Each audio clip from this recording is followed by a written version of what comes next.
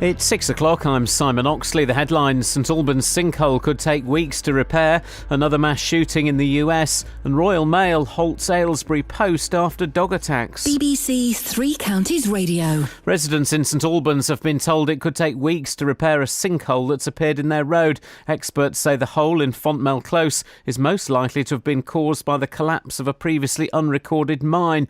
More than 50 homes were left without power following the appearance of the hole in the early hours of yesterday morning. Helen Reeves is from the British Geological Survey. It's often very difficult to spot these events. Occasionally there will be cracks in roads and in buildings that you can see, but it's quite rare to see these sometimes. Sadly, these events happen quite quickly with little notice. President Obama has expressed his frustration at his inability to change America's gun laws after another mass shooting in the United States. 9 people were killed when a man opened fire at a community college in Oregon. The 20-year-old gunman was shot dead by police. There are delays on the M1 this morning after a crash involving a lorry and a van. The southbound carriageway has been closed between junctions 4 and 2. Highways England currently say it's expected to reopen at around 6:45. The Royal Mail has stopped deliveries to more than 120 homes in Aylesbury after a postman was attacked by the same dog 3 times. Post has been suspended for the whole of Wadden Chase after the postman required hospital treatment. More from Ollie Bayliss. In the latest incident, the dog owner was walking her dog when it slipped its collar and attacked the postman. The Royal Mail say they have contacted the dog's owner to request it's not walked during delivery times and is muzzled. But it says neither of these things have been done. The residents of Wadden Chase now have to collect their mail from the delivery office in Aylesbury. Police have charged a 20-year-old man with a knife attack in Bedford. A 19-year-old man was stabbed in the arm in Bishop's Road at 5 o'clock on Monday morning. Bailey Bowen from Foster Hill Road has been remanded in custody and has been charged with theft and grievous bodily harm. A light aircraft was forced to make an emergency landing in East Hertfordshire yesterday evening. It came down in Great Mundon near Buntingford after an engine failure. Hearts Fire and Rescue attended, but the pilot was unharmed.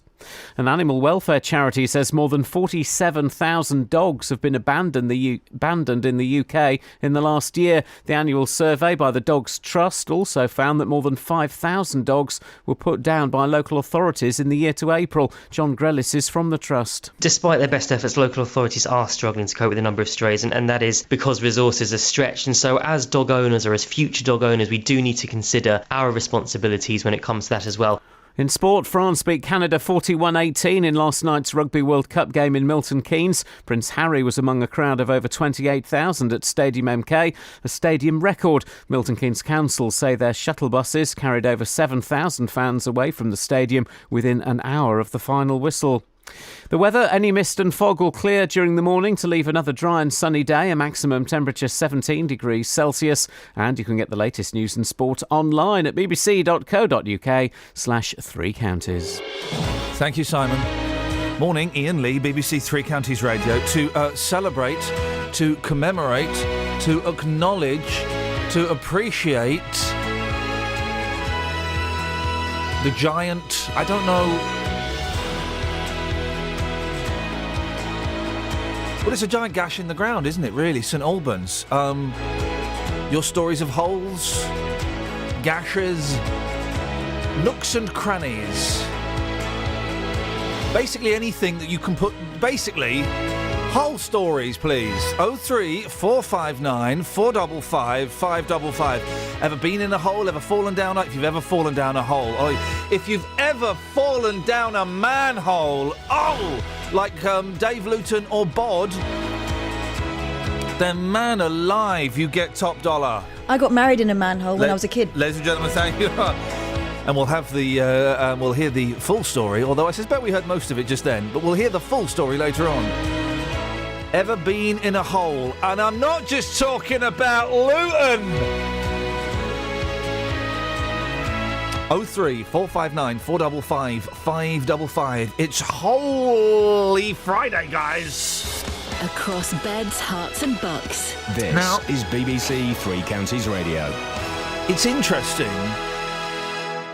The number... I wasn't listening to the numbers. Oh, okay, what is it? She's talking to Tony. Oh, I thought she was talking to me. No. Is it a whole story already? Beautiful. Beautiful. All the music coming from records today. I've got a great one queued up. Again, for the people in St Albans. It's Simon. They're talking about the number of dogs abandoned. Yes. I can understand why. I genuinely, and it's not me being flippant. It's not me doing a Nick Conrad. I can genuinely understand why. I'm not digging the dog as much as the rest of my family are, if I'm honest. Right. I'm finding myself saying, "Oh, for flipping heck, not again! What'd you do that for? Stop chewing my book." She's a puppy. I'm doing that more than I'm doing. I'm having fun with the dog. Hey, it's hard work, and I'm not. I don't really like. It turns out I was right. Dogs are a pain in the bum. But she's a baby. They don't get fun until they're trained up. I don't. Why don't you leave for 5 years, go back, and then she'll be fun? Oh, as I'm walking down the stairs, I had to. As I'm walking down the stairs this morning, I had to step over a turd. Whose was it? I'm going to say the dogs, although it could have been one of the boys, the way they're behaving at the moment. I had to step over a Richard on my stairs.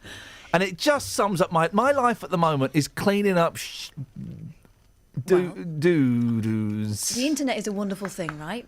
Why don't you get some doggy diapers? You can get doggy. I'm going to say it, getting the dog was a mistake. And I'm not enjoying it. I'm not digging it. And I can understand why people abandon it. I wouldn't abandon it. I don't think they're abandoning it because it's not fun. I think it's because it's expensive. Always happens when people can't, when people are having financial hardship, the first thing to go is the dog. No. I disagree. Why did you abandon your dog? 03459 455 Couldn't afford to keep it. I don't think it's finances because you can get cheap food. Yeah, but what about if it gets sick? Well, Vets is expensive, no? So you're saying that all of those... Well, get insurance. But you're saying that all of those dogs are abandoned because they got sick? No, I think they're just expensive. It's the Christmas thing. The novelty wears off. It's October. How can it be the Christmas thing? Well, it's over the whole year. So it's always the Christmas thing? Where's the soap? Yes, it does. You know that joke? Yes. 2 nuns in a bath? Where's the soap? Yes, it does. I like the one about the one nun in the bath, and there's a knock at the door, and it's okay, it's just the blind man. Oh, for goodness sakes, seen that? Catherine. She lets him in. He says, "Where do you want your blind?" We're He doing says something else as well, but... Unbelievable. Hang on a minute.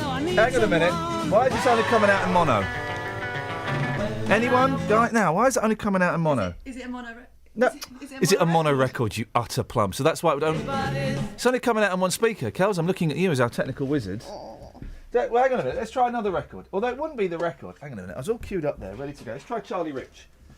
Charlie Rich is going to be... That's there. All right.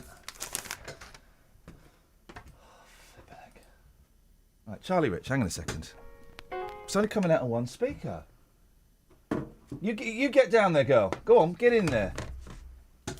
Bear with us, dear listener. We may have to play something off of... isn't that weird? If your record player works, ring us up and play us a record. Play us a record. I'm going to have to play something off computer. What? No. It's Final Friday. Yeah, well, if it's not... Hey, guess what, guys? If the record player ain't working... So... Can we not You have got it? You got it? Hang on. She's got it, look. Has someone been messing with your leads? Someone been messing with me. Back to dogs. You got it? Yeah. There we go. Well, well done, my love. That's why you get the top dollar, Kelly Betts. I can hear the crackle in both ears. Beautiful. Help! I need somebody. Help! Not just anybody. Help! I need someone. Help! When I was younger, so much younger than today, I never needed anybody's help in any way. And now these days are gone, I'm not so self-assured. Now I find I've changed my mind, I've opened up a door. Help me if you can, I'm feeling down. And I do appreciate you being right.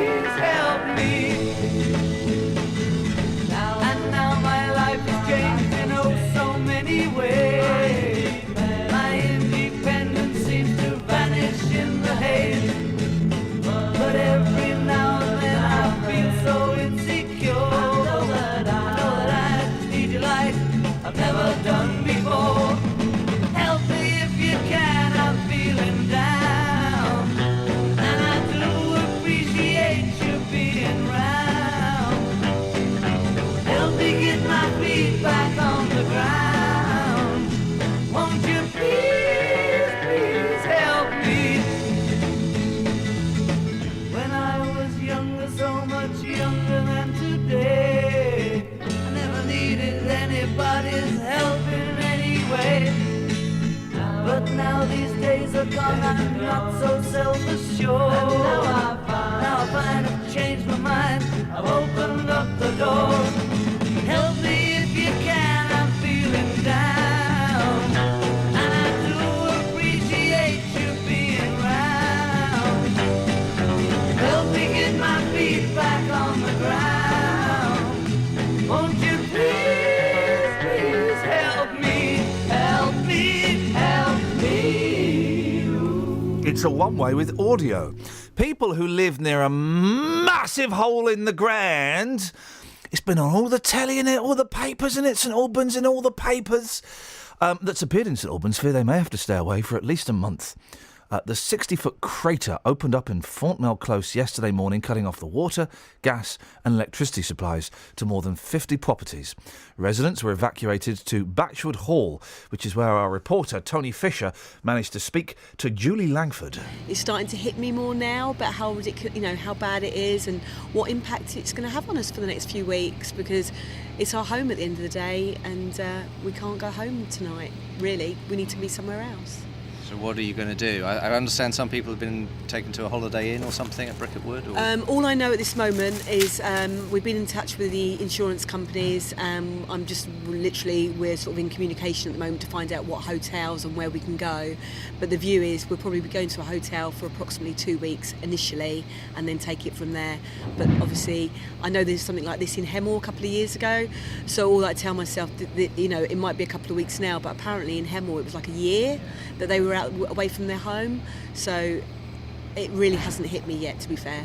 He also spoke to Julie's partner, Paul Scourfield. Not only could we not get out, but the fact that all of our services are disconnected and cut off at the moment, just to think, well, what on earth is going to happen? Work with the children, getting to school, and just, and the prospect of all of us being in a hotel room for weeks, when you're not on holiday, doesn't sound particularly pleasant, really. How many children have you got? We've got 4 children in the house, yeah. So you've got a lot of things to manage going forward, haven't you? It's going to be, a bit of a nightmare, basically. Yeah, a lot to coordinate. Luckily, we've got some, helpful family around us, and even having to wonder about whether we need to hire a car. It's a bit of a headache, really. Well, where's your car? Is it not on the driveway? Or yeah, it's on the driveway, but we can't get it out. So... So what? Anything concrete that you've been told about what you can do later on today, tonight? Well, we are able to get back to the house, so that's good at least. So we can go and get things, and other than that, the insurance company is definitely sorting out accommodation for us for at least 2 weeks. So that's very positive. They're being incredibly supportive, also giving us a contribution towards our food bills as well, and also all the food that gets lost in the freezer that we'll have to dispose of. So. It's no one's fault, and how can you account for this sort of thing? So people just need to know they're going to get looked after, really. There we go. When did we start? We haven't done that since like 1987, where we have a one-way with clips. What's that all about? I'll have a word. We should have had Tony on the phone. Tony on the phony. We don't, guys. We don't do it like that. Come on, that's lazy local radio. It's LLR, it's GLR. That's a BBC Radio London. We don't do that. We're better than that, guys. Try to explain the where's the soap joke. And I thought I'd missed a bit of it out. I don't get it. Sorry? I don't get it. I know it's rude. And I thought I'd missed a bit of it out, so I Googled it. Well, I haven't. If you go, there's loads of websites where it's, can you someone explain this joke, please? Where's the soap? And there's people going into real detail. So there's 2 nuns in a bath. Yeah, I don't know if that ever happens in a nunnery. And that's what it's called, a nunnery. Isn't it? Or a convent. But you can use the word nunnery. Yeah, you can. Butler's buttle. And nuns go to a nunnery. Which I just think it just shows that what a wonderful world we live in. There are 2 nuns in a bath. I don't know why that would be. And one says, where's the soap? She wants the soap. And the other one, who's using the soap to cleanse herself, says, yes, it does, doesn't it? Where's the soap away? She's going, where's the soap? Oh. What she's doing is wearing the soap. Do you know what I mean? Miming to Kelly. A nun cleaning herself in a bath. Where's the soap? Yeah? She's... Happy? Everybody happy? Doesn't it just, though, doesn't it?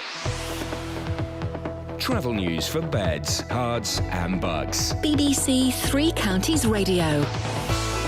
Delays on the M1 into London this morning. It's all because of an accident earlier between junctions 4, Edgware and Gateway Services. Now, the motorway was closed for a couple of hours until 6 o'clock. It is open now, but still one lane shut. The left lane closed off just south of junction 4, and there's a short queue on the approach we can see on the cameras and sensors. M25 looking good though. Can't see any problems at the moment. So no problems to report on the M40 or indeed the A1M. In Luton, Waller Avenue is still closed for works. Closed for one more day between Beechwood Road and Chester Avenue. Onto the trains, and there are no reported problems for early services this morning. James Worley, BBC, Three Counties Radio. Now, James, are you there because you're booked to appear? You're booked to appear live on the Travel today, or is it because Sammy Bruff is late? Sammy Bruff's on holes. Hang on, but she was here yesterday. Who starts their holes on a Friday? I don't. Long weekend. Okay. Well, there we go. That's another phone-in, guys. Who the hell Things in on. Hang on a minute. I can phrase this. Things that should happen at weekends but happen on weekdays. It's like those tight wads that have a wedding on a Tuesday. Oh, for crying out! Yeah, but it's so much cheaper than having it on a Saturday. Yeah, because Saturdays is when you're supposed to. I'll give you a Sunday. When on a Tuesday, it's about 10 grand cheaper. Yeah, it means I've got to lose a few hundred quid to take time off work, isn't it? And I've got to find someone to look after the kids after. No, sorry, jog on. Things that happen on weekdays that should only happen at weekends. 03459 455 555. 6:16, Friday the 2nd of October. Happy birthday, Mum. Residents in St Albans have been told it could take weeks to repair a sinkhole that's appeared in their road.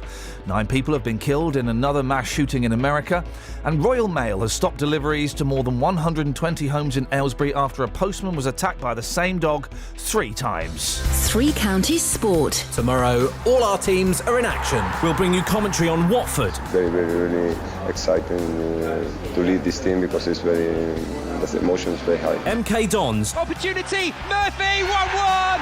Josh Murphy! Luton. Rolls it in for McGeehan, who can't take the chance. Marriott does, though. Marriott does. And Stevenage. And Hitchcock, the response is immediate from Stevenage as Hitchcock rises. As well as keeping you up to date with Wycombe. Right-footed effort, goal! Wycombe Wanderers on the counter-attack. Three Counties Sport. Tomorrow from 2 here on BBC Three Counties Radio.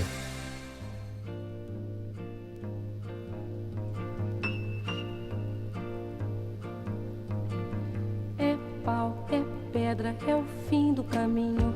É o resto de toco, é um pouco sozinho. É um caco de vidro, é a vida, é o sol. É a noite, é a morte, é o laço, é o anzol. É peroba do cão, é o nó da madeira.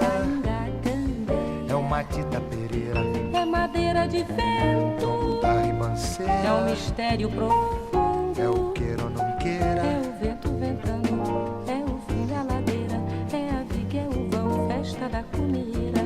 É a chuva chovendo, é conversa ribeira das águas de março. É o fim da canseira, é o pé, é o chão. É a mastradeira, passarinho na mão. Pedra de atiradeira, é uma ave no céu.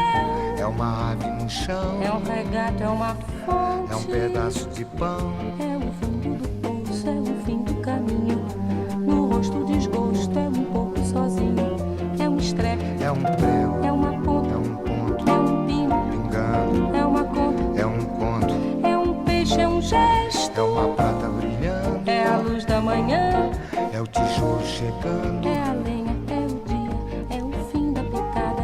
É a garrafa de cana. Estilhaço na estrada. É o projeto da casa, é o corpo na cama. É o carro enguiçado, é a lama, é a lama.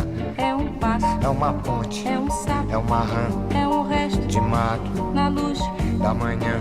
São as águas de março fechando o verão. É a promessa de vida no teu coração.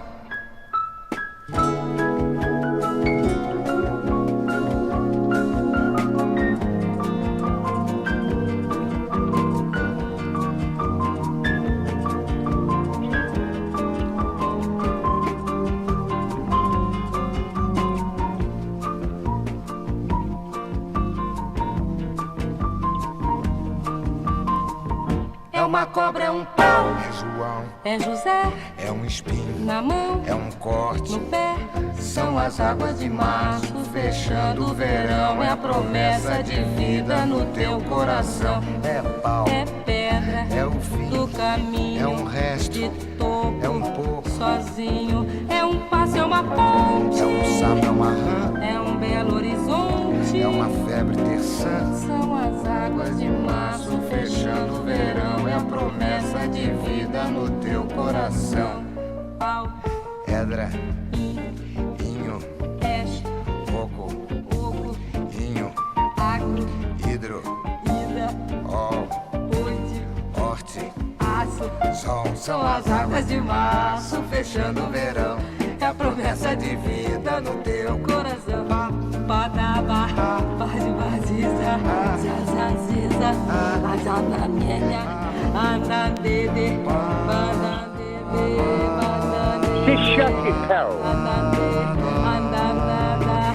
Oh, God.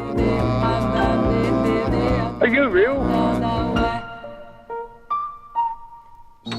No, I totally disagree with sex with a robot. Now, the Royal Mail has stopped deliveries to more than 120 homes in Aylesbury after a postman was attacked by the same dog 3 times. Post has been suspended for the whole of Wadden Chase after the postman required hospital treatment. The latest incident was happened when the dog slipped its collar whilst being walked by its owner.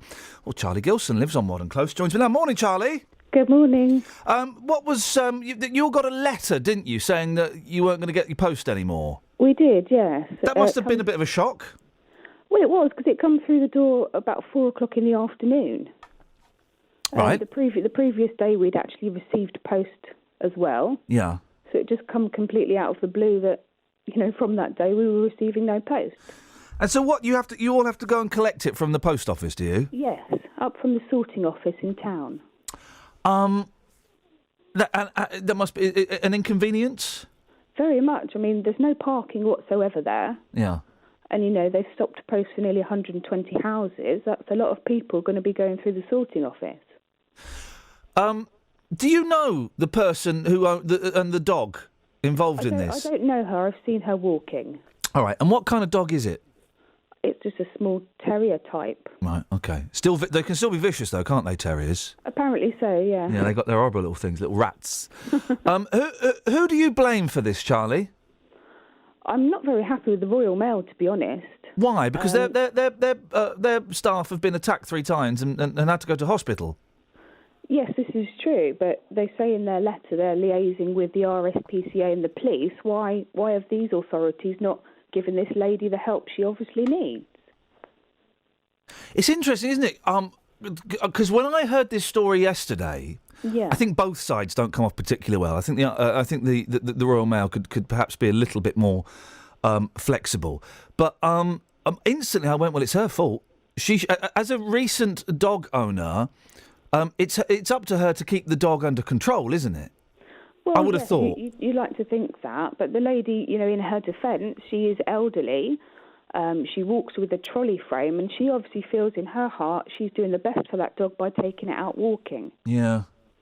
My heart goes out to her because, she can walk for miles with this dog. In her heart thinking she's doing the right thing for this dog, giving it exercise. Oh, yeah, of course. I just feel that maybe the RSPCA or some other authority should be in there giving her a hand to be able to control this dog. That could be her only companion in the world. And, just over these couple of incidents, which is very sad, and I feel very sorry for the postman that's been attacked. Yeah. But I feel personally that she needs help. Yeah, I just kind of, again, I do think Royal Mail could be a little bit more flexible, but I just kind of think, well, what if that had been my little boy that had been attacked? I have young children myself. It does cross your mind. Yeah. What would you like, Charlie, what would you like Royal Mail to do? I think there needs to be some sort of compromise, because on our street we do have a lot of elderly and disabled people that aren't actually able to get to the sorting office. And you can only go and collect your post if you have identification for yourself. I'm just looking at, we've kind of got a statement from Royal Mail. Let me read you some of this. This attack was the 3rd time this dog had attacked our postman. In the latest attack, the postman suffered serious scratches and was understandably shaken. Previous attacks have been more severe and required hospital treatment. Royal Mail and the police have asked the owner to keep their dog under control. So the police have been involved, so that our postman can complete his round safely. Unfortunately, this hasn't happened. The police are now considering whether to prosecute the dog owner. It's funny, isn't it?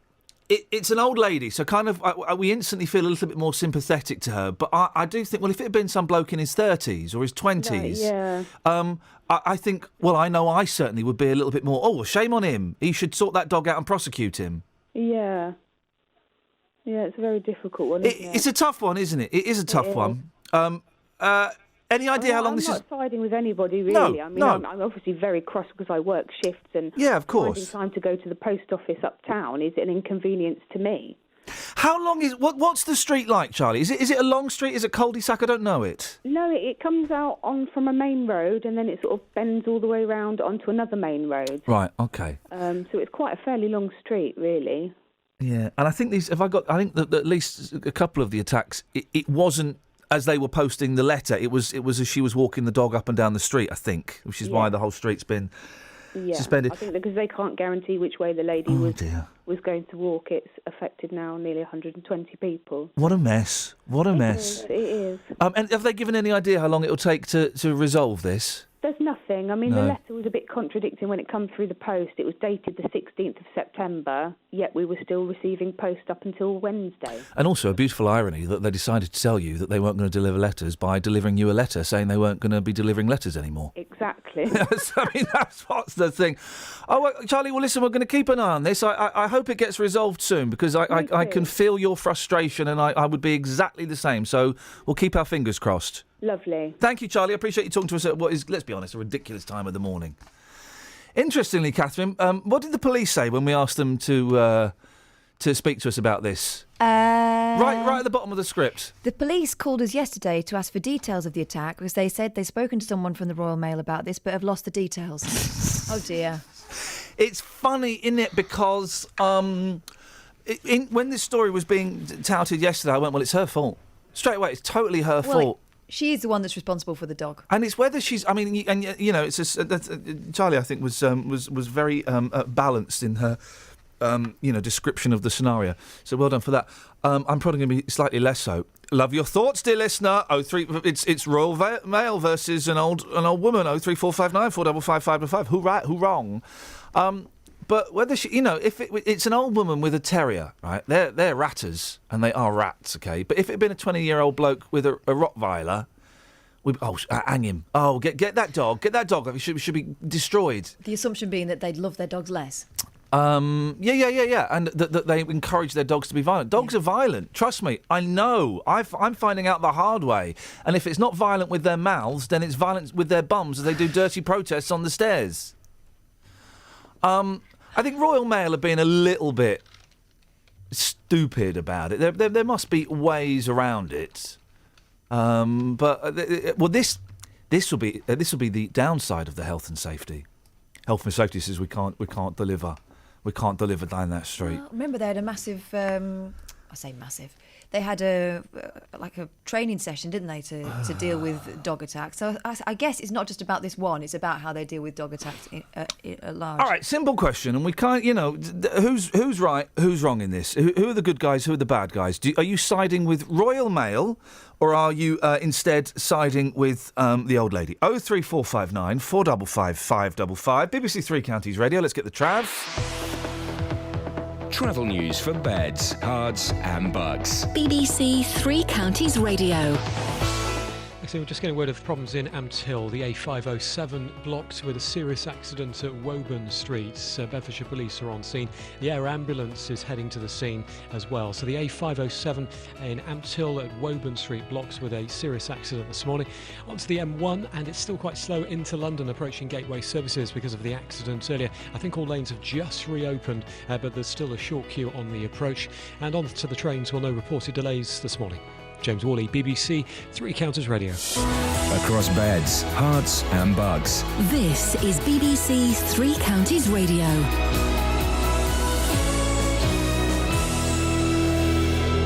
It's 6:30. I'm Simon Oxley. Residents in St Albans have been told it could take weeks to repair a sinkhole that's appeared in their road. Experts say the hole in Fontmell Close is most likely to have been caused by the collapse of a previously unrecorded mine. 9 people have been shot dead at a community college in the US state of Oregon before the gunman was killed by police. And the Royal Mail has stopped deliveries to more than 120 homes in Aylesbury after a postman was attacked by the same dog 3 times. Three Counties Sports. BBC Three Counties Radio. France beat Canada 41-18 in last night's Rugby World Cup game in Milton Keynes. Prince Harry was among a crowd of over 28,000 at Stadium MK, a stadium record. Tomorrow afternoon it's Samoa versus Japan in Milton Keynes. Earlier yesterday, Wales beat Fiji, which means England must beat Australia tomorrow to stay in the tournament. In football, the England manager Roy Hodgson says former MK Dons midfielder Dele Alli has a chance to stake a claim for next summer's European Championships. Less than a year after his £6 million move to Tottenham, Hodgson has called up the 19-year-old for the qualifiers against Estonia and Lithuania. He's so young and has only just broken into the Tottenham team, but we've been very impressed with what we've seen of him, and you know, we're a year away from France, so we're thinking this is a good opportunity to ask him to come with us on this occasion when so many midfield players are actually missing through injury. In tomorrow's football, Watford travel to fellow Premier League newcomers Bournemouth. Captain Troy Deeney has yet to score, but the Hornets' top scorer last season says he's not fazed by that. I'm not in terms of how I'm playing. People keep asking, and it's actually becoming, the more people ask, the more irrelevant it's becoming.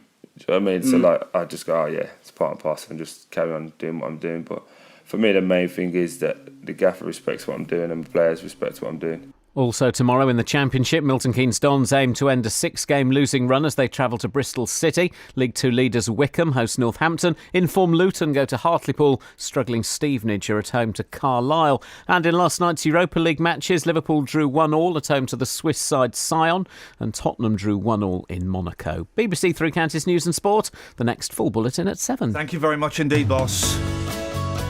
This is Iain Lee on BBC Three Counties Radio. Oh, there we go. It was a little bit bumpy. It's a little bit. There we go. Here we are.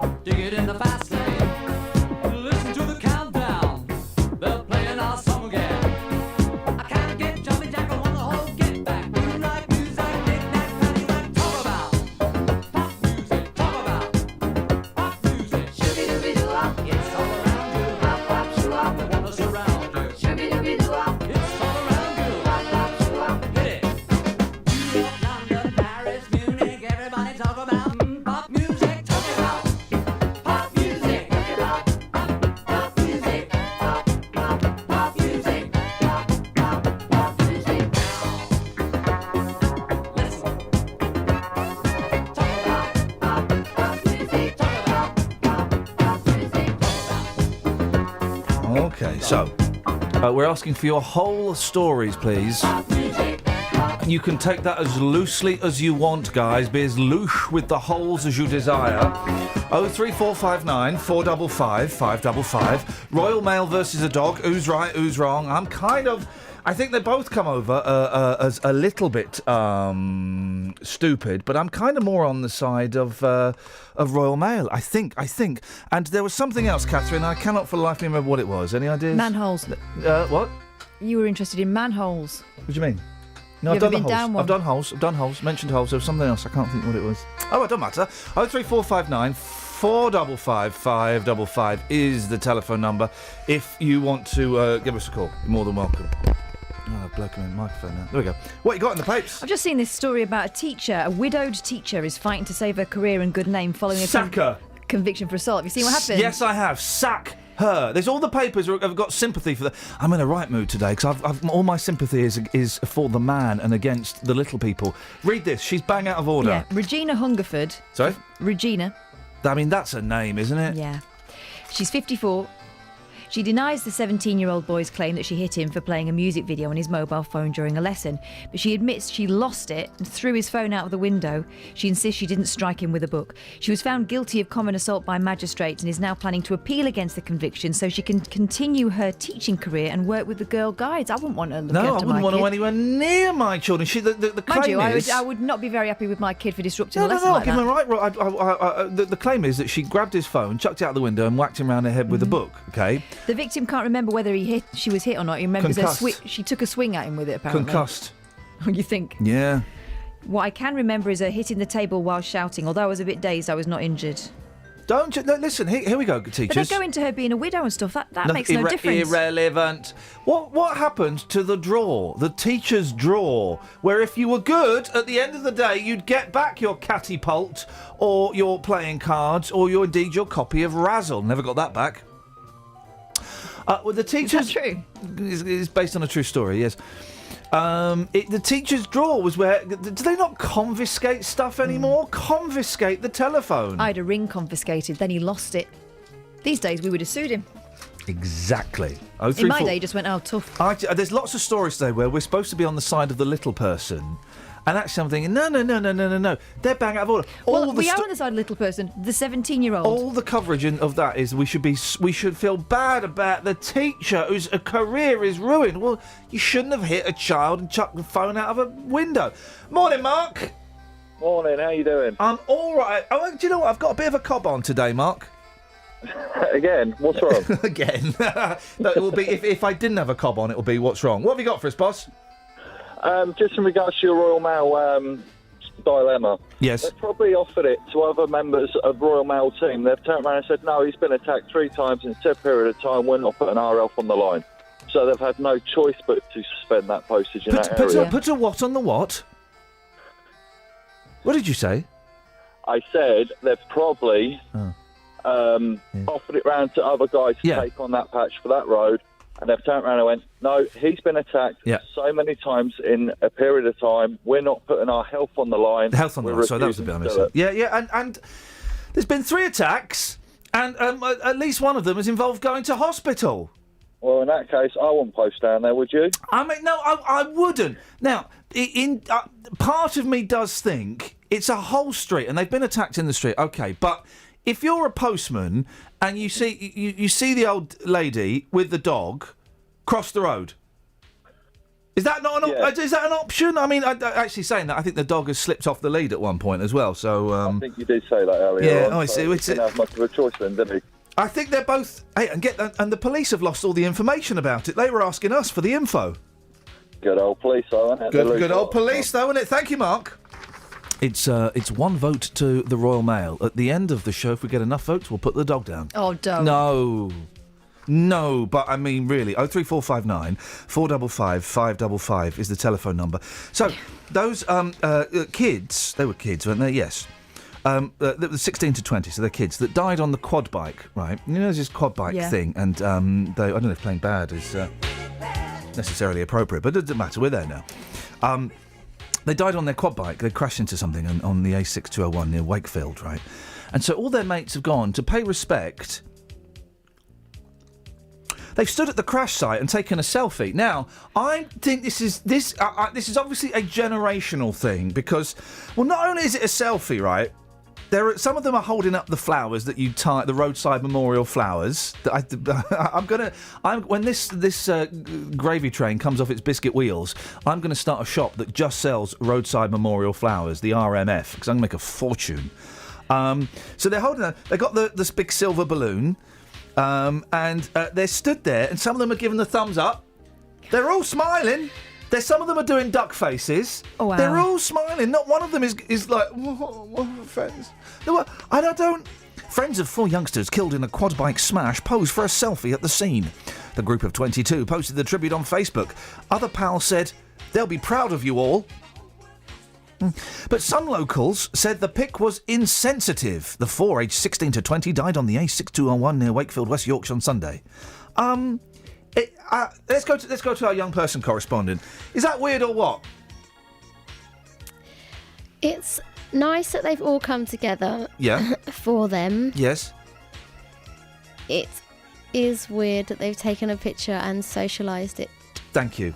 Imagine if a truck had ploughed into them there. Oh, don't. No, but I mean, imagine it. Then there'd have to be.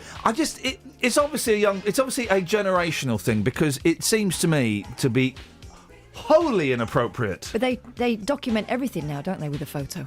But they're all stood there smiling. That's the thing. They're smiling. It's weird. All doing duck faces. It's such a weird picture. 03459 455 555. What you got? Egyptian-born surgeon. This is another one. I think we're supposed to feel sorry for him. An Egyptian-born surgeon was fired by his NHS hospital trust for a string of lewd comments to women colleagues heard on a US TV show. Now listen, I've been a foreigner who's learnt stuff off the telly. You still know it's out of order. It's a good line. I think we're supposed to think he's out of order. I feel sorry for him. Do you? Are you from another planet because your ass is out of this world? Come on! Yeah, but he was doing stuff all the time. A medical practitioners tribunal in Manchester was told he also told a junior doctor, "What shall I write about you? That you're a total babe?" He then tapped her on her bottom during his ward round, saying, "I've got you in the right place." Well, the tapping on the bum inappropes. The offer to write down on a report that she's a babe, well, that can only help her career. On another occasion, the married father of one emailed his secretary about a request for feedback saying, "I didn't think it was appropriate to put in the reference that I like my secretary to have big boobs and wear high-heeled F-me boots." Listen, they wouldn't have grassed him up. They wouldn't have grassed him up if he wasn't a pain. I think that, with mates you can talk to each other like that. Oh. But obviously if they grassed him up, it was a pain. Steve says, Jesus, Iain. All right, no need for blasphemy. Wow. Can't they just issue the postman with a cattle prod? If the dog attacks, then you can prod the old woman. Oh, Steve, no, come on. Steve, come on, for goodness sakes. So, they're bringing out this app. Right, and I like the sound. One. No, I like the sound of this app. Go on. This app, have you seen Community? No. Watch Community. When you finish Portlandia, that was my recommendation. Good recommendation. Yeah, it was a good one. Watch Community. All right. Because Community is brilliant. It'll take you 3 episodes to get into it, and then you'll be hooked. They did this in Community. It's an app called People. Right. A new app to rate humans like restaurants with a star rating has been hit with a backlash. I bet it's not, but I'll have it. People will let users write reviews on friends and colleagues. Oh, gosh. Anyone can create a profile for people they know without their consent. That sounds like LinkedIn. No, it sounds like nasty LinkedIn. Oh, by the way, Kelly, I'd like to add you to my professional network on LinkedIn. Would that be okay? Yeah, if you want. Brilliant. Nice one, mate. I won't accept. Okay. I'll ask again in a few minutes. Okay, thank you. The app, due to launch next month, has been branded viciously cruel and shallow on Twitter over fears of bullying and spreading lies. Oh, for goodness sakes. Why don't you go and live in Russia? If that's what you're worried. Fears of bullying and spreading lies. Britain was built on bullying and spreading lies, for crying out loud. It's called office work. So I'm guessing that I could create a Catherine Boyle profile on People. Yeah. And, Kelly, can I add you to my professional network on LinkedIn? Yes. Nice one, mate. Thank you. I won't accept. Okay, I'll ask you again in a bit. So I could create a Catherine Boyle profile, and then you could get star ratings. Yeah. And people would know just how decent or otherwise a human being you are. That could only be a good thing, couldn't it? Because then if I'm going into a bar and I'm about to use my my top line, do you like the One Show? Before I waste it on you, just quickly Google, because I'd have looked at your credit card to get your name. Go to the People app. Oh, Catherine Boyle only gets 1.5 stars. Not going to bother. Doesn't like the one show. Doesn't like the one show. It's not the way to my heart. It would be inappropriate, you see. Travel news for beds, cards and bugs. BBC Three Counties Radio. In Ampthill, the A507 Woburn Road is closed this morning between Fordfield Road and Station Road. The air ambulance is attending an accident near Woburn Street. So the A507 through Ampthill closed off, police tell us. Onto the M1, and just being told of an incident on the southbound M1 at Junction 13. It's just after Junction 13, the Bedford and Milton Keynes South turn. The outside lane is closed, we can see on the cameras, causing a short queue. Into London, the M1 still quite heavy, although all lanes are open after the accident earlier, just before Gateway services, but the A1 is really slow into London down towards Edgware. Plenty of drivers have been using that route to avoid the earlier queues on the M1. James Worley, BBC Three Counties Radio. Thank you, James. Oh yeah, if you've ever been to a friend's wedding on a weekday, I mean, geez, how tight is that? We save fares and yeah, I've got to take the day off work and find a babysitter, you plums. Yeah, we don't allow kids at our wedding. What do you have to allow? Do you allow this? I'm raising my middle finger to the bride. 6:46, it's Friday the 2nd of October. I'm Iain Lee. These are your headlines on BBC Three Counties Radio. Residents in St Albans have been told it could take weeks to repair a sinkhole that's appeared in their road. 9 people have been killed in another mass shooting in America, and Royal Mail has stopped deliveries to more than 120 homes in Aylesbury after a postman was attacked by the same dog 3 times. Let's get the weather. Here's Elizabeth. Beds, hearts and bucks weather. BBC Three Counties Radio. Hello, a very good morning to you. Enjoy this last day of blue skies and sunshine because it's not going to last for very much longer. Over the weekend, though, it will be dry and really fairly decent, but let's start with today anyway. We've got some mist and fog patches around this morning, so do watch out because we've got reduced visibility on some of the roads through this morning's rush hour. And it's also a rather chilly start to the day as well. Temperatures in some spots have gone back down to sort of 4 and 5 degrees. So a chilly start, some mist patches around, but another lovely day basically. Blue skies and sunshine developing and just very light breeze and top temperatures all the way up to around 18 or even possibly 19 Celsius. That's 66 in Fahrenheit. Some patches of cloud as well at times. Overnight tonight we do the whole thing all over again, so clear skies, feeling really quite chilly once more, temperatures dipping right back down into the mid-single figures with some patches of mist and fog around into tomorrow morning. But it's going to be quite a nice weekend, but it will be a bit cloudier. Basically the high pressure is pushing off to the northeast and it's going to feed down some more clouds, so more cloud, probably brightness rather than sunshine for at least some of the time, but there will be some spells of sunshine, probably the best of that on Saturday. Temperatures still up into the mid-teens in Celsius, so it's still going to feel nice, but perhaps not quite as nice as it has been at times this week. Some rather chilly nights and some misty mornings, and it's all getting a bit wrong into next week when we start to get some more weather systems push in from the west. That's the forecast. Bake yourself happy on BBC One. We've witnessed the highs. The flavour of the pecan salted caramel with the rosemary is exceptional. That is sheer heaven. Now, do you know what? I literally couldn't give a stuff about the Great British Bake Off. We're Great British Bake Off free on this show, guys. It's a load of old pony.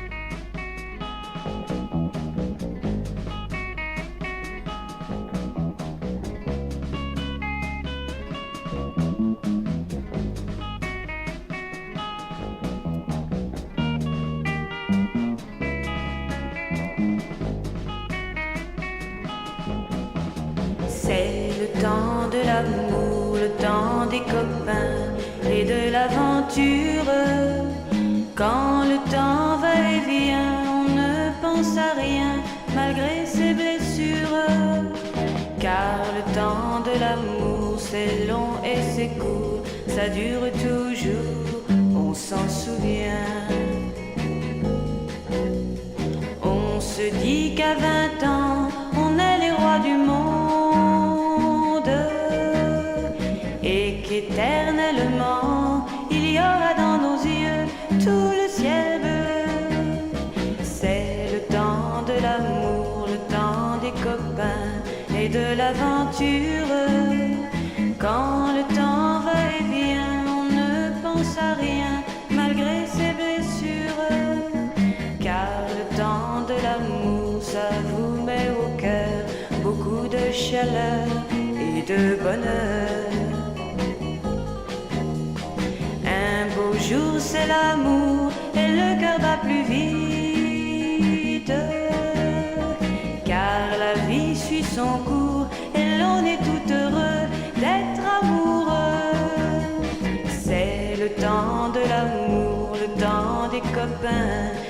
de l'aventure.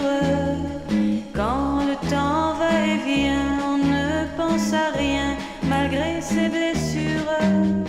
Car le temps de l'amour, c'est long et c'est court, ça dure toujours, on s'en souvient.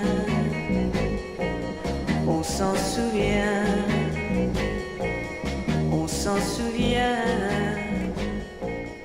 On s'en souvient. Well, it sounds like the band were on strike then, in typical French style during the the recording. That's smoking facts. Of that. So there's another. I said there are a load of stories in the papers today where we are supposed to feel sorry for the protagonist. Have I got that right? I don't think I've ever said the word protagonist well done. myself. Thank you very much, Mum. Nice. I appreciate it. Right. Nice. And it's this one today, right? £160 fine just for dropping cherry stones. It seemed a reasonable thing to do. What? Disposing of a few cherry stones in the soil under a tree in the park. But a retired couple, irrelevant, that's what we're going to start doing from next week. In fact, we'll start it on tomorrow's show, midday, down the rabbit hole with Kath and Iain. We're going to just get the irrelevant words from a story and excise them. A retired, irrelevant couple reckoned without the local council's enforcement officers who fined them £160 for littering. Pete Marsh, 69, and wife Gillian, 65, were left... irrelevant, were left terrified... No, they weren't. That's a lie. After their encounter with the burly men. Mr. Marsh believed they'd been picked on because they were old and less likely to make a fuss. No. 69's not old anymore. The couple bought the cherries from a market stall in Canterbury. Irrelevant.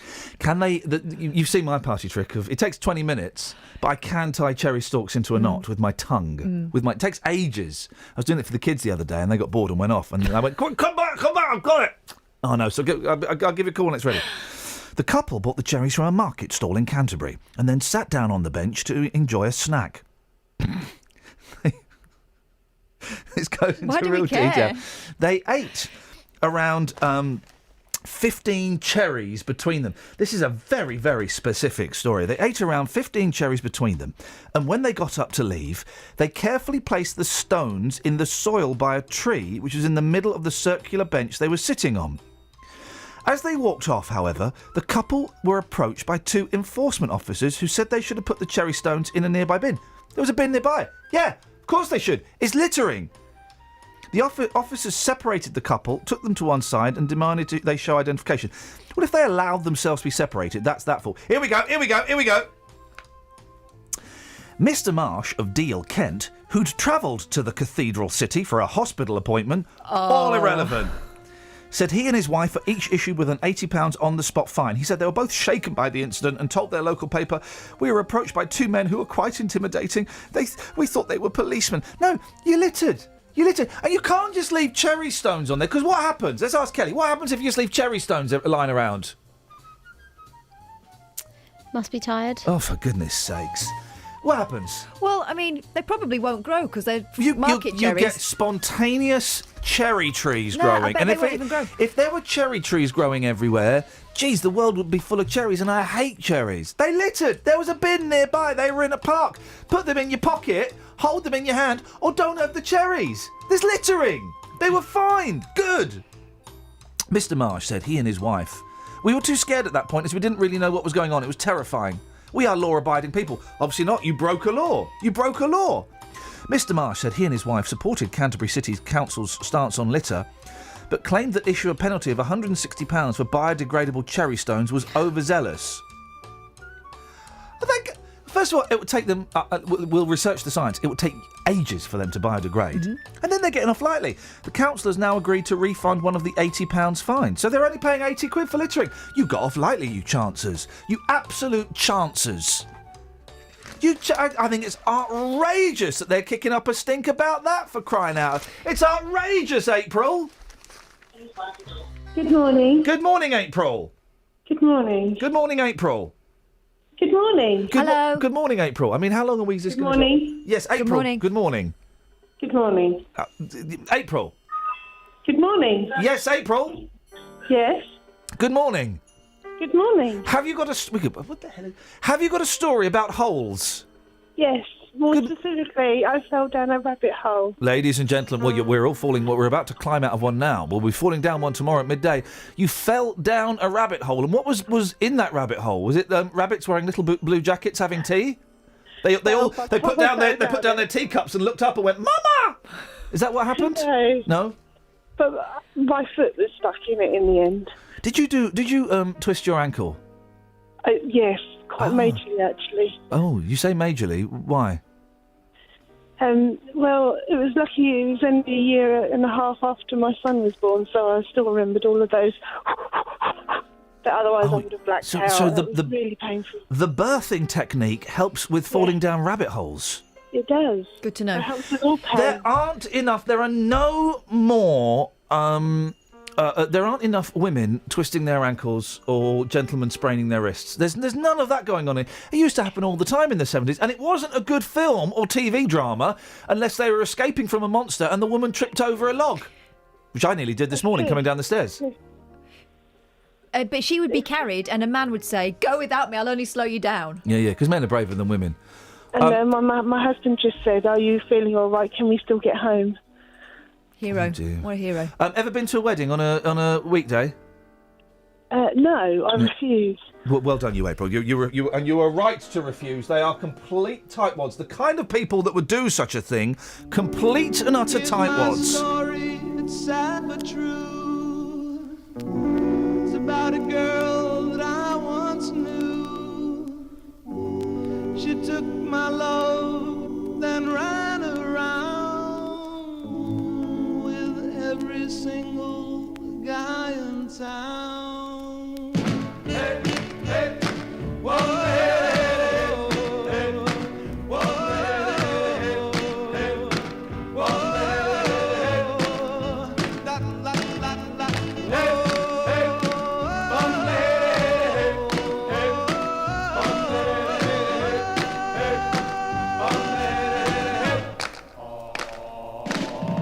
yeah, my should I known it from the very start. This girl will leave me with a broken heart. Listen, people, what I'm telling you, I keep away from a run around Sue. Yeah, my little lips and a smile on her face, the touch of my hand and this girl's one embrace. So if you don't want to cry like I do, I keep away from a run around Sue.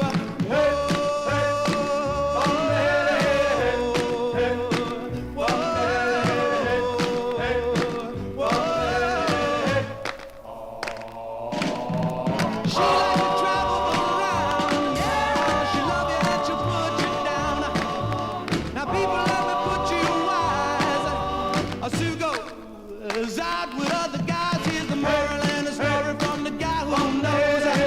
I fell in love and my love still grows. Ask any fool like she ever knew to say, I keep away from a run around Sue. I play that yeah, keep away from this girl.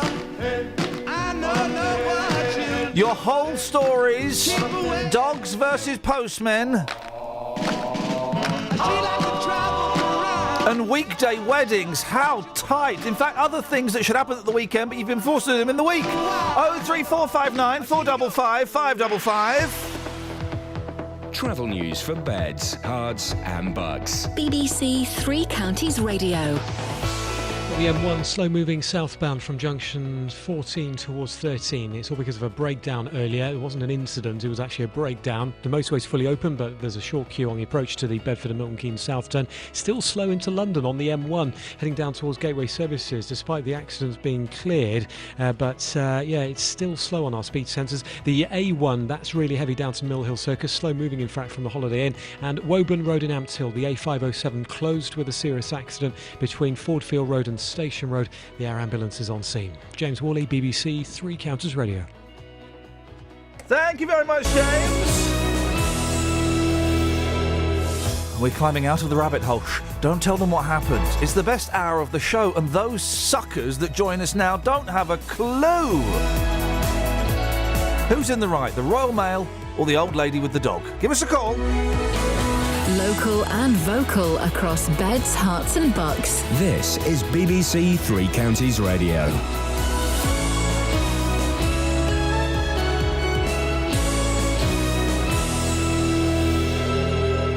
It's 7 o'clock. I'm Simon Oxley. The headline: St Albans sinkhole could take weeks to repair. Another mass shooting in the US. And Royal Mail stops Aylesbury Post after dog attacks. BBC Three Counties Radio. Residents in St Albans have been told it could take weeks to repair a sinkhole that's appeared in their road. Experts from the British Geological Survey say the hole in Fontmell Close is most likely to have been caused by the collapse of a previously unrecorded mine. More than 50 homes were left without power following the appearance of the hole in the early hours of yesterday morning. Paul Scourfield lives in the Close. The fact that all of our services are disconnected and cut off at the moment, just think, well, what on earth is going to happen? You know, work with the children, getting to school, and just, and the prospect of all of us being in a hotel room for weeks, when you're not on holiday, doesn't sound particularly pleasant, really. President Obama has expressed his frustration at his inability to change America's gun laws after another mass shooting in the United States. 9 people were killed when a man opened fire at a community college in Oregon. The 20-year-old gunman was shot dead by police. A serious accident has closed the A507 road at Ampthill in Bedfordshire. It happened at the junction with Woburn Road just before 6 o'clock this morning. The Royal Mail has stopped deliveries to more than 120 homes in Aylesbury after a postman was attacked by the same dog 3 times. Post has been suspended for the whole of Wadden Chase after the postman required hospital treatment. More from Ollie Bayliss. In the latest incident, the dog owner was walking her dog when it slipped its collar and attacked the postman. The Royal Mail say they have contacted the dog's owner to request it's not walked during delivery times and is muzzled. But it says neither of these things have been done. The residents of Wadden Chase now have to collect their mail from the delivery office in Aylesbury. Police have charged a 20-year-old man with a knife attack in Bedford. A 19-year-old man was stabbed in the arm in Bishop's Road at 5 o'clock on Monday morning. Bailey Bowen from Foster Hill Road has been remanded in custody and has been charged with theft and grievous bodily harm. A light aircraft was forced to make an emergency landing in East Hertfordshire yesterday evening. It came down in Great Mundon near Buntingford after an engine failure. Hearts Fire and Rescue attended, but the pilot was unharmed. An animal welfare charity says more than 47,000 dogs have been abandoned in the UK in the last year. The annual survey by the Dogs Trust also found that more than 5,000 dogs were put down by local authorities in the year to April. John Grealis is from the Trust. Despite their best efforts, local authorities are struggling to cope with the number of strays, and that is because resources are stretched. And so as dog owners, or as future dog owners, we do need to consider our responsibilities when it comes to that as well. In sport, France beat Canada 41-18 in last night's Rugby World Cup game in Milton Keynes. Prince Harry was among a crowd of over 28,000 at Stadium MK, a stadium record. Milton Keynes Council say their shuttle buses carried over 7,000 fans away from the stadium within an hour of the final whistle. The weather: any mist and fog will clear during the morning to leave another dry and sunny day, a maximum temperature 17 degrees Celsius. And you can get the latest news and sport online at bbc.co.uk/3 counties. Thank you, Simon. Excellent as always. Nice to have a dash of professionalism on the show. Because you ain't getting none from me, Kath or Kelds. Daly should be back next week. I had a little texticle with him yesterday. And he's all right. He's all right. Fingers crossed he'll be back on Monday. And then from not tomorrow, but Saturday the 10th, he does Saturday breakfast, 6 till 9. Blimey, 3 hours on his own. I mean, really, guys? From tomorrow at midday, it's me and Kath down the rabbit hole, music and chat. And a sideways glance at the news. Our own unique swipe at those in power. It's just us playing music and talking, isn't it? You can call in as well, of course. You can call in today, though. Your whole stories. There's a massive hole in St Albans. It's massive. It's massive. Listen, if you live in that street and you want to give us a call, you're more than welcome, of course. But let's expand it. Not that hole. It's expanded enough already. Your whole stories. Rabbit holes. Manholes. Mouse holes. And boy, oh boy, was I disappointed to find out that mouse holes in wainscoting, they're not those cavernous things that you get in Tom and Jerry. They're tiny little things. You know why? The mouse can collapse its spine. There's your animal fact for the day. It can collapse its spine. Oh, we can do that as well. If you've ever had a joint pulled out. If you've ever had your arm pop out of its socket. I've told you the story before, I think. Hang on. Across beds, hearts and bucks. This is BBC Three Counties Radio. I've told this story many, many times when I was doing a phone-in at another... I think it was another place, probably Virgin. And we were doing a phone-in about sports injuries, OK? Mm-hmm. And it was someone playing rugby and their leg had become dislocated. They got in a tackle. Have you not heard this? I think... Their leg became dislocated, right? But luckily there was a doctor in the crowd. And the doctor said, I can fix it. It's going to hurt, so you can either suffer now and wait for an ambulance, or I can fix it, and it's going to be like a blast of pain. It's going, yeah, fix it. And so he got the leg, and he's kind of manipulating it, and he pulls it, twists it, and shunts it back in. Oof. And then the fella on the floor started screaming. And the painful bit was over. And they all rushed round. The doctor had caught one of that guy's nuts in his socket. The nut had gone in the socket, and anyone who does DIY will know, never put a nut in a socket. And they had to dislocate his leg again, and they had to pull it out the socket, pull the plum out, and then... Now, I haven't even got a set of those, and it makes me feel sick. Why were we talking about that? Oh, yeah, if you've ever had a dislocation, 03459 455 555, dislocation of the nation, causing me inspiration. Also, weddings on weekdays. I mean, it's just...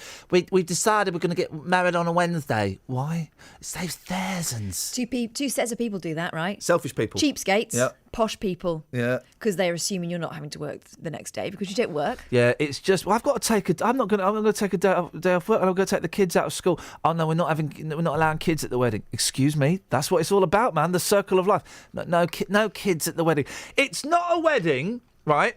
Unless at some point in the disco, there's a bloke playing Oops Upside My Head, and there's a 7-year-old boy doing skids on his knees in front of the DJ. That's when the wedding kicks off. Exactly. That's when we had that at my wedding, not Oops Upside Your Head, I don't know what it was, but we had 7-year-old kids doing skids on their knees. I went, this is a wedding. Who were the first on the dance floor? The little girls doing the organised dancing. Yeah, you exactly. need them. You need those guys. 03459 455 555, and the story we'll be coming back to shortly. An old lady, irrelevant, a vicious dog has attacked a postman, and the Royal Mail have said, well, we're not delivering to the whole street. It's happened 3 times, and the fella's been to hospital at least once. The Royal Mail have said, well, we're not delivering to the whole street. I think Royal Mail are perhaps being a little bit arch and obtuse. They could perhaps be slightly more flexible, but... I've got more sympathy with them than I've got with the woman who owns this vicious terrier.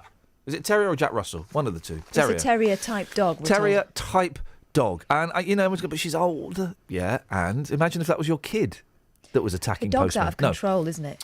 Yeah, and it's sad. It's sad, but, the dog slipped off the lead. How is that even possible? We've got for ours, and she wears kind of like a harness that her front legs go into, and then there are 2 clips that the lead goes through. So there's no way she's escaping. No way. I let her off lead for the first time yesterday as we went for a walk, which is a little bit... She doesn't come to her name yet, so there's a little bit... No, she doesn't walk either. She just sat there. She sat there in the field, and I was walked off. She just sat there going, oh, you going to pick me up? Pick you up, flipping it. 03459 455 555 is the telephone number if you want to give us a call. 81333, start your text 3CR. This is Iain Lee on BBC Three Counties Radio. 03459 455 555 is the telephone number. Whose side are you on? Then type it on the screen, please. Whose side are you on when it comes to the Royal Mail versus the old lady? 03459 455 555. Now, residents living near to a massive sinkhole in St Albans fear they might not be able to return to their homes for at least a month, and then some, I'd say. Have you seen the size of it? It's on the telly yesterday and all the papers today. The 60-foot hole opened up yesterday morning, leaving 50 houses cut off from any water, gas or electricity. Well, Herts County Council have said they expect it will be weeks before the road returns to normality. Liz Coloxi's dad is blind and was reluctant to leave his house. He lives in the street then, does he live, Liz? Yes, he does. He moved around the corner from Seymour Road when my mum died about 10 years ago. Yeah. And when did you find out about the hole? Did he call? How did it work? Did he call you? Did someone call you? No, I was teaching a Pilates class in my studio in St Albans, and I finished the class all relaxed. I can see where this is going, yeah. I looked at my phone, as you do, and there was a text from my sister said, "Get over here quick, Dad's road's collapsed."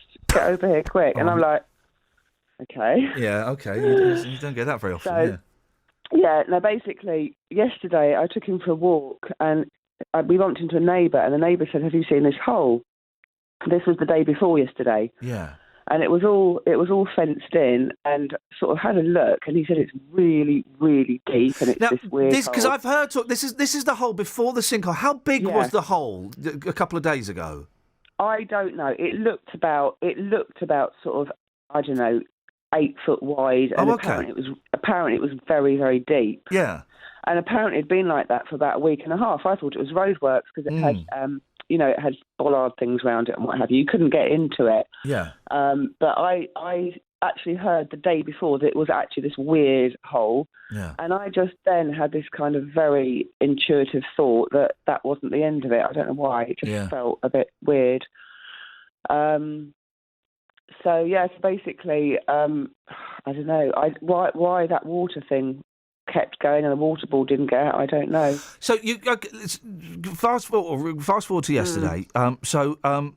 When you went round and saw the hole, the sinkhole as it is now, that must have been. I mean, it's an incredible sight, isn't it? When I got there, I couldn't drive through. I was told the police wouldn't let you through. Oh. I had to park on Sandpit Lane and I had to walk through Bernard's Heath, and some neighbour had opened up their back gate, and you could only get access via the back gate, and only if you were a relative. So the press, this is why the press had got hold of me, because they were desperate to get in. Obviously, they wouldn't let anyone in. So we were pounced on each time we sort of moved. And Liz, I hope you charged them appropriately for any photos that may have been taken. Please tell me you made a fortune out of it. Oh, you should have done, Liz. You could have made a fortune. How's Dad? That's the important thing. How is Dad? He's not happy. He was a refugee in 1956, and he said he felt again like he'd been sort of sort of told to leave. It was like sort of flashback for him. Yeah. He wasn't happy. He's blind. He has a very particular routine in his house. He's never got used to being blind in the last 7 years, and he's not happy at all. And he refused to leave, actually. Well, how does it work, Liz? Does a cop come on the door and say you've got to leave, or do they say, look, we think it'd probably be best if you move out? How does it work? They said, I mean, my brother was amazing, because I think they had said you need to leave. But my brother organised everything, but my dad wasn't happy about going. They were sending people down to Batchwood and what have you, and he was not having it because he's so frightened about dealing with things in the toilet. He also has a colostomy bag as well, and it's a very difficult situation. Yeah, of course. So, yeah, but the Red Cross were coming round. I mean, it was like wartime. There was a very good spirit in the street. The Red Cross were coming around with hot water because there was no water or gas or electric. And, there was a very, very pleasant atmosphere everywhere, actually. He has moved out now, hasn't he? He has moved out. He reluctantly. He's gone into a very nice... Yeah, he took ages packing. I was going, hurry up and get out. Come on, Dad! It's not safe. Bless him. And so he packed all his stuff, took a few hours. My sister, was looking after him, so... as well, so he's got all of us around him. So, okay. So he's gone into. He's disorientated. He's not particularly happy, but he's safe.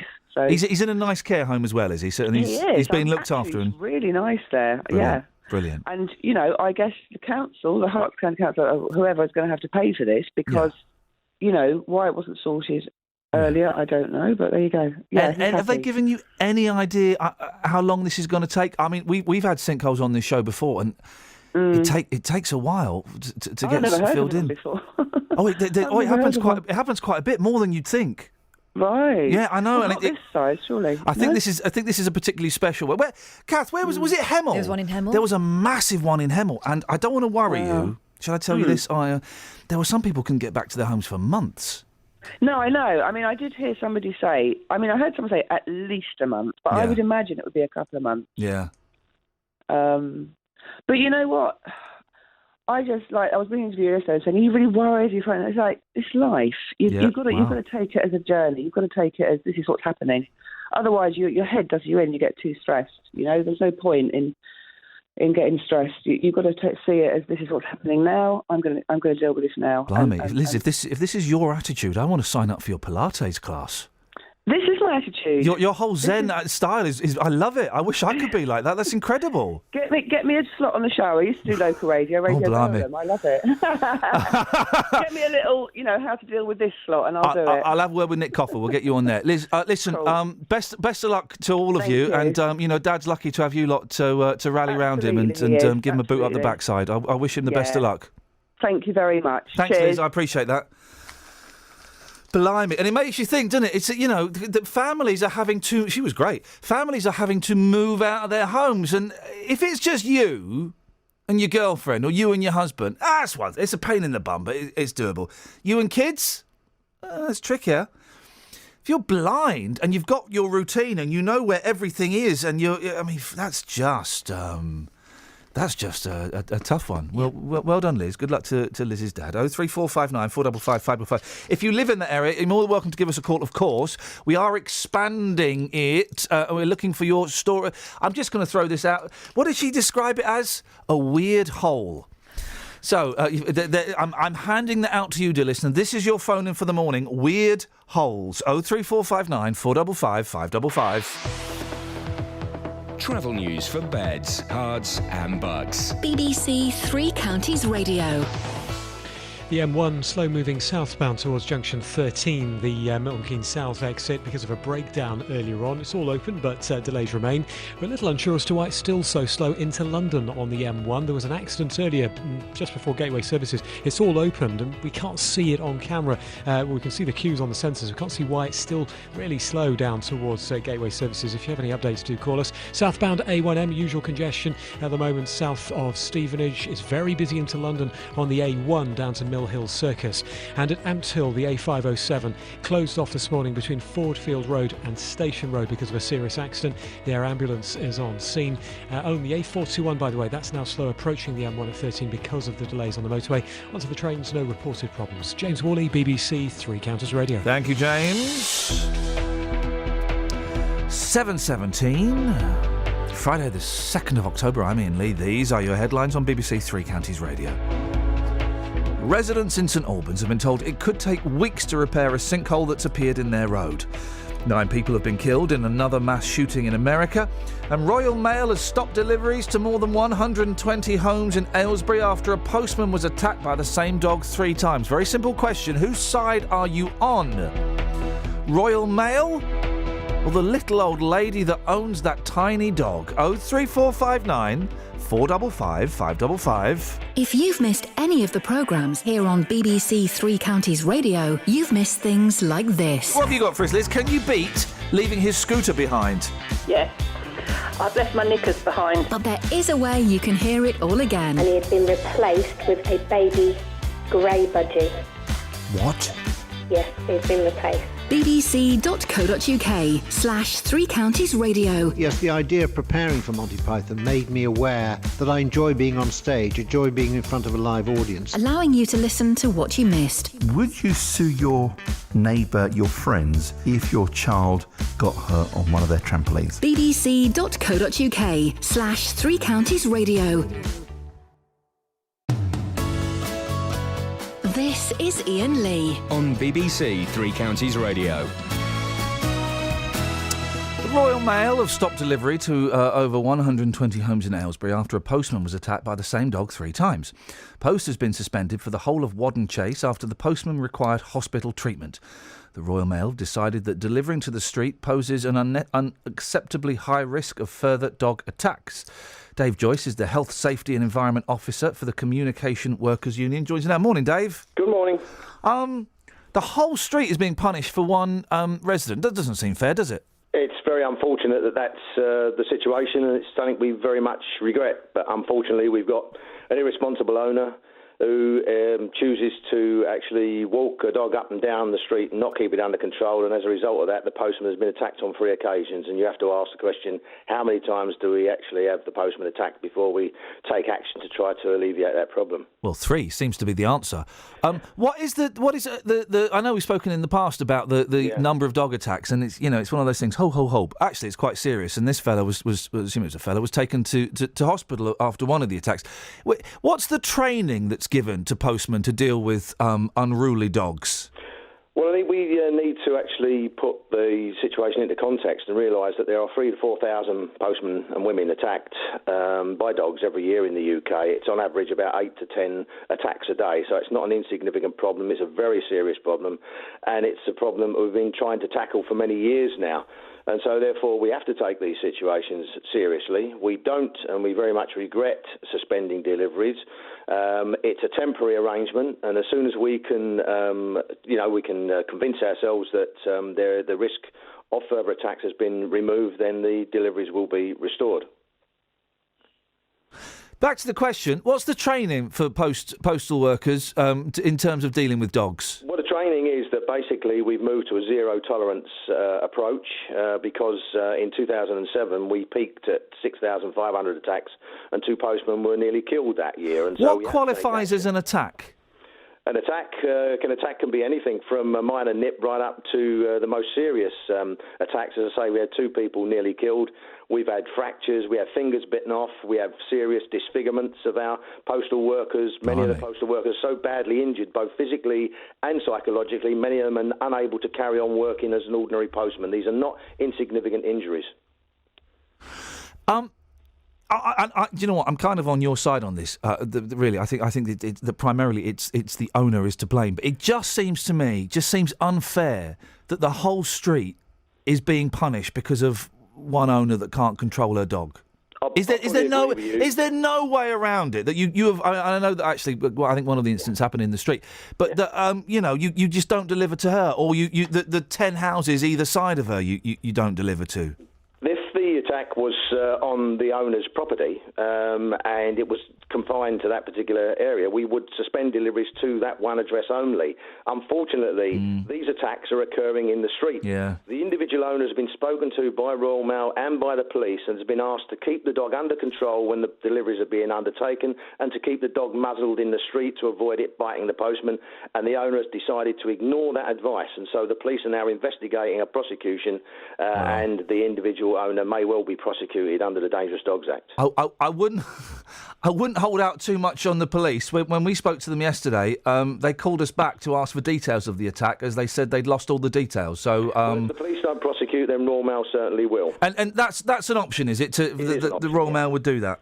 Indeed. I mean, we campaigned for 7 years to get the Dangerous Dogs Act extended. We were successful in achieving that. In May of last year, the Dangerous Dogs Act was significantly strengthened and extended, and we've got a policy now. We've just signed up a new agreement, a service-level agreement with the National Police Chiefs Council to get more consistent enforcement of the law. But as a fallback, where they fail to prosecute, Royal Mail now will prosecute owners if we believe that there is a substantial case and a reason to do so. And I'm playing devil's advocate slightly here, Dave, so bear with me. Even though it's just a lonely little old lady, big bad Royal Mail would prosecute her and her only little friend, the dog. Well, the circumstances will all be taken into account, but at the end of the day, I mean, again, this is not a measure that we sort of just take lightly. But if we've had a situation where a postal worker has been bitten on 3 occasions, has been hospitalised and is still actually under medical treatment, then we have to do something to ensure that we can both ensure the safety of the postal worker, but ensure that we deliver the first-class service to the 120 households that are currently being denied a service and are having to go and collect their mail from the delivery office. We don't want that to happen. And it's all down to one irresponsible owner who's been spoken to and has been asked to cooperate and keep her dog under control.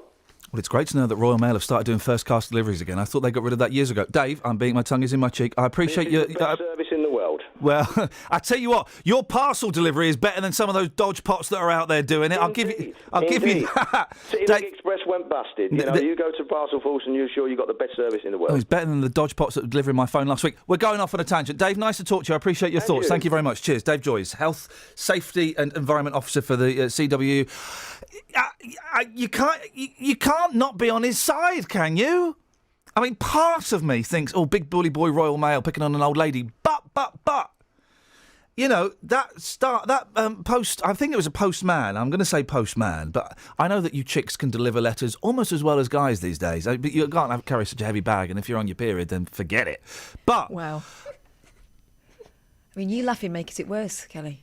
I had a mouthful of tea and I wasn't expecting that. No one's expecting that. Nobody expects the Spanish Inquisition.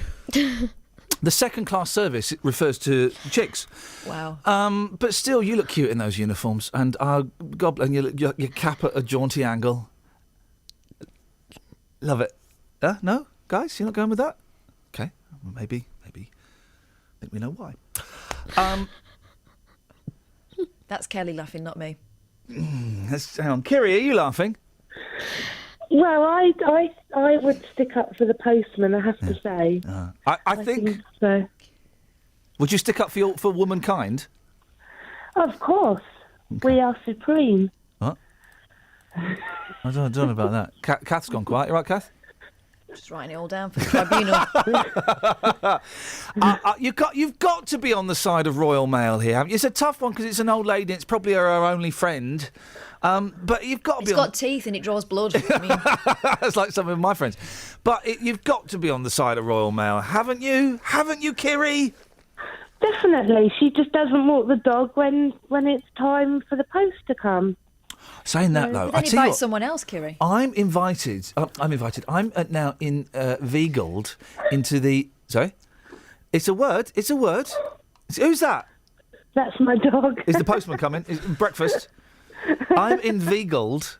That's inveigled a bit. No, I like Vegeled. I'm inveigled into the world of the dog walkers now. Now that I've got a flipping dog, and it really does my nutting right.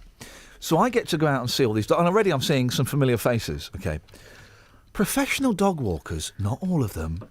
They're flipping chances, aren't they? They're flipping. Get this, Kiri, right? There's this. I see this thing, and they've got there's these two women. They've got a van. They've got the pink polo shirts with the logo, everything embroidered on, right? There's two of them. They have about 12 dogs each that they take out, right? And when a dog does a whoopsie, blind eye. What? They turn a blind eye. Bad. Massive dog was doing a whoopsie, turned a blind eye. Isn't that outrageous? You want to report them? And also, 12 dogs, I'm exaggerating slightly, maybe 8. 8 dogs per walker, that's too many. That's too many to have. That dog's not getting the fun-loving criminal treatment that it deserves. The thing is, it's a good job dogs are stupid. Scooby Snacks, isn't it? If they had a word with each other, the dogs, they could take over. Yeah. So you meet they haven't got thumbs. So you meet although they can turn the TV over, they do it, but anyway, it doesn't matter. So the professional dog walker is, to me, the ultimate chancer. And also, so I parked up in the car park near the park where I go, right? And there was a professional dog walker pulled up next to me, didn't get out of the car for 10 minutes, was on her phone. She's charging for that, Kiri. She's charging for that. It's an hour-long walk. Yeah, well, 10 minutes is you in the van on the phone. Chances. All you dog walkers, utter. And if you can't walk your own dog, what have you got a dog for? Why are you talking at the pitch that only dogs can hear? Honestly, Kerry, it's peed me right off. Professional dog walkers, they are this generation's. I'm trying to think of other slack, lazy. Window cleaners. Yeah, they're this generation's window cleaners, right? They're slackers. And if you can't, there he goes. If I can't say it any other way. If you can't be bothered to take your dog for a walk, you've got to hire a dog walker. What have you got a dog for? Unbelievable. You can tell it's posh where you live because they could just strap it to one of them rotary, what they call washing line things, and just let it walk around in circles. We go. Professional dog walkers, phone up and defend your slack industry, your slindustry. 03459 455. Kiri? Yeah? Because you've been banging on about dog walkers so much, we'll have to go to the travel. Can you hold on for a few minutes? No worries. Thank you very much. Travel news for beds, cards and bugs. BBC Three Counties Radio. Slow on the southbound M1 towards junction 13 at the moment because of a breakdown earlier on. Fairly heavy passing Toddington services on the sensors, and it's still slow into London on the M1 down towards Gateway services. So we think it's because of an accident. Well, it is because of an accident earlier, but delays remain, unfortunately. As for the A1M, that's slow passing Stevenage. Delays on the A1 into London from the Holiday Inn all the way down to Mill Hill Circus. A10's building up as well now, down towards Carthatch Lane and Enfield because of roadworks. And the M25, well, anti-clockwise towards the M40, slow moving. The A507 is still closed between Amptill and Millbrook. The Woburn Road's closed off from Fordfield Road to Station Road after a serious accident, and the air ambulance has been in attendance. James Worley, BBC Three Counties Radio. Across beds, hearts and bugs. This is BBC Three Counties Radio.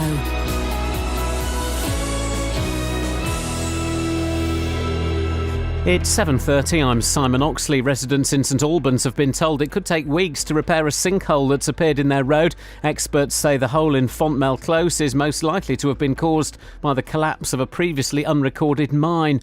9 people have been killed and 7 injured in a shooting at a community college in the US state of Oregon. The gunman, who was 26, was killed in a police shootout.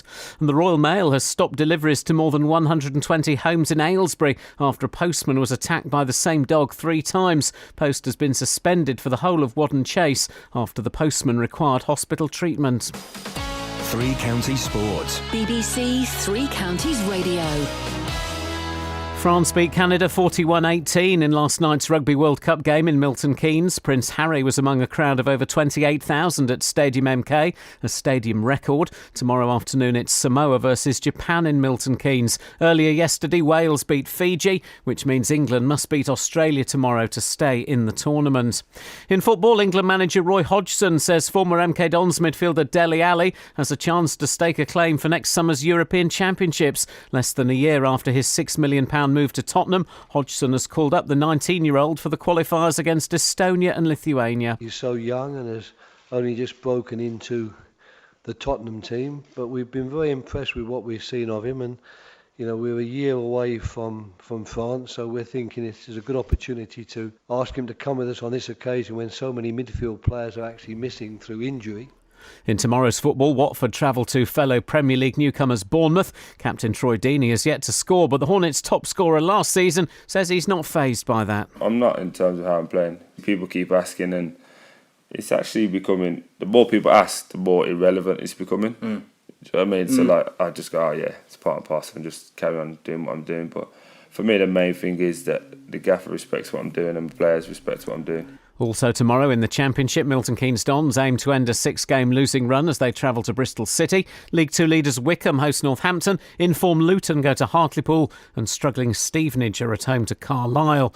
And in last night's Europa League matches, Liverpool drew 1-1 at home to the Swiss side Sion, and Tottenham drew 1-1 in Monaco. BBC 3 Counties News and Sport. The next full bulletin is at 8. Hang on.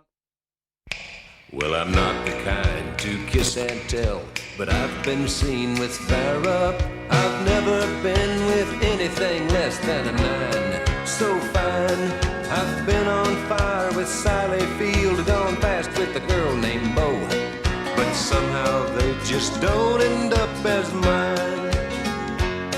It's a death-defying life I lead. I take my chances. I die for living in the movies and TV. But the hardest thing I ever do is watch my leading ladies kiss some other guy while I'm bandaging my knee. I might fall from a tall building, I might roll a brand new car, 'cause I'm the unknown stuntman that made Redford such a star.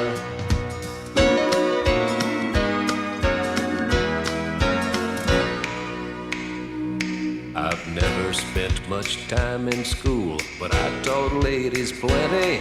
It's true, I hire my body out for pay. Hey, hey, I've gotten burned over Cheryl Teague's, blown up for Raquel Welch. But when I wind up in the hay, it's only hay. Hey, hey, I might jump an open drawbridge or Tarzan from a vine, 'cause I'm the unknown stuntman that makes Eastwood look so fine.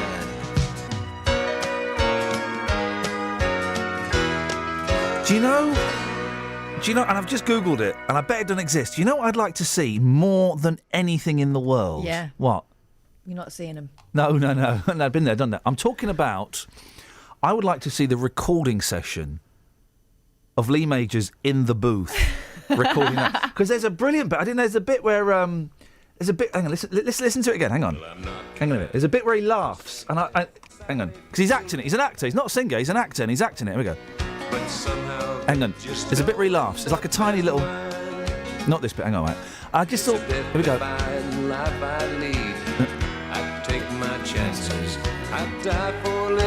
No, hang on. Here comes a little chuckle in his throat. We go. But the hardest thing I ever do is watch my leading. No, not that.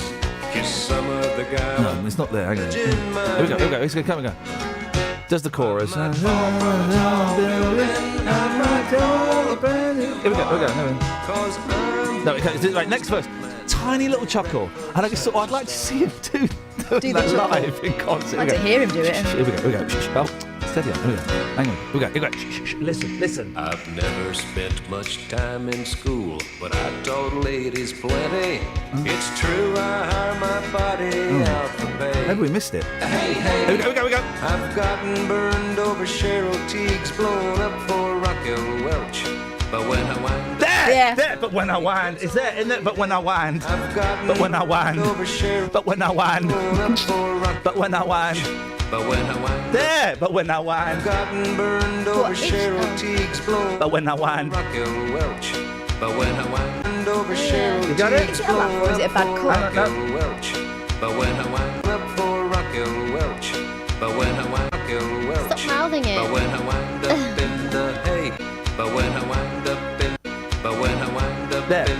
But when I wind there. You do Maybe he's chuckling to himself about the next line, but when I wind up in the hey, it's only hey. He thinks that's funny. Kiri, were you paying attention or what? Yes, sorry, I was. What were we just talking about, Kiri? That song that you were just playing about the wang. About the what? About the what? About the song we're playing about the what? I think I picked up one word, which was wang, and that's all I heard you say. Wang? I wasn't really listening, sorry. The song, you picked up one word and it was wang. But you said wang? There's only one song, right? I can only think of one song that has the word wang in. Steady, guys, steady. And it certainly wasn't that. It certainly wasn't that. Sorry, I wasn't listening. I was talking about his cookery lesson. Whose cookery lesson? What the hell are you on about? I was talking to my son, which is why I wasn't listening to you. Flipping it. Have we got to do the whole thing again? I mean, really? Sorry. Okay. Well, so I'm trying. I'm desperately trying to find the ones. I tell you talk. I'm not going to listen to you. You talk to Catherine. I'm going to find the wang song. There isn't. Can everyone stop saying wang? Okay, go. Well, stop saying wang, Kiri, and tell us about the hole. Oh, don't say wang and Kiri so close together. Okay, just be careful. I want to do this show tomorrow, so just be careful. Tell us about the hole, Kiri. About 6 years ago, we had an extension outside our house, and we had to have a hole put outside to extend the front part. And it was about a 6-foot hole, and they put a plank of wood over it. And my husband forgot it was there and fell down the hole. It was awful. I did laugh, but I mean, he did end up in hospital with ligament problems. But you'd had a good laugh, so it was all worth it. What was that about, a wang? There you go. I found the wang song. There we go. I nearly played this. Well, I'm a little airplane now. There we go. Hang on. I'm a little airplane now. I'm a little airplane now. I'm a little There we go. Get ready. airplane now, and wangity wang. You can't. I'm a little airplane What? now. I'm a little airplane now. 4 minutes of this. I'm a little It's not even a noise an airplane makes. I'm a little airplane There we go. now. There we go. Hang on. Here we go, Kiri. All together. We go now. Wangity wang. Wangity wang. I'm a little airplane. There we go. That's the song we're thinking of. So that's. Who sung that? Cliff Richard in the Shadow. Oh, steady on. Topical. Kiri, we got to your story, did we? Yeah, her husband fell down a hole and she found it hilarious. Thanks for calling. 03459 455 555 poor is Kiri. the telephone number. If you want to give us a call. I nearly played that song the other day. It popped up on my iPod Shuffle and I got all excited. What stopped you? The wang bit. The wang got in the way and I thought, the wang's going to ruin it. So I put it away. There's a really long text there, and I can't, due to the brilliant new system that we spent $1 million on, I can't read it. Can you read that one? It starts Mr. Lee. Oh, Mr. Lee. That's not the long text. That's the short one. That's Janet. Oh, no, okay, the long one then. Rachel in Milton Keynes. Hi, Ian. I'm a postie. Oh, Lady Postie. Good, great, well done, you. You can carry my sack anytime you want, almost as full as a gentleman's. They use a trolley these days anyway. They do. They do leave the use a trolley. That's a weird thing. When did they come off their bikes? I think about 2 years ago. Wow, that's a precise and... hang on a second. Alex Wang's on the line. Good morning, Alex. Hi there, Ian. I think you can almost smell your Sony award now, you know. Yeah, I can smell it being collected and returned immediately for crimes against radio. What you got for us, boss? Well, you started this great phone in with like Kiri did, songs with Wang in the title. She did. She really. Yes, go on. What other songs with Wang are there? Be careful. Everybody have fun tonight. Everybody Wang Chung. Wang Chung, ladies. Wang Chung was the name of the band as well, wasn't it? It was, yeah. And Wang Chung means yellow bell in Chinese, I think. It means yellow. It means It's a martial what? art, isn't it? And that's Wing Chun. Yellow bell. Nice. Yellow bell. Flipping it. That's I'm trying to find everybody Wang, because it was everybody Wang Chung. Yeah. Oh, Everybody have fun tonight. Everybody have fun. Well, you're right, Alex. Thank you very much. Well, it turns out that this phone-in's got legs. Songs with the word Wang in. Why can't I? Hang on a second. Here we go. I think he's referring to this.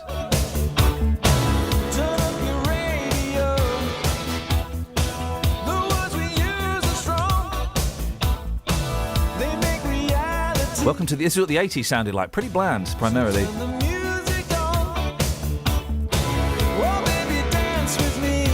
Here we go.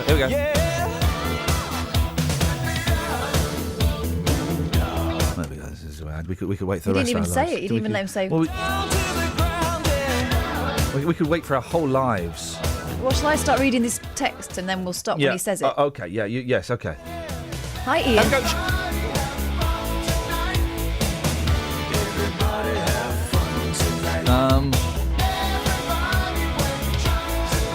What?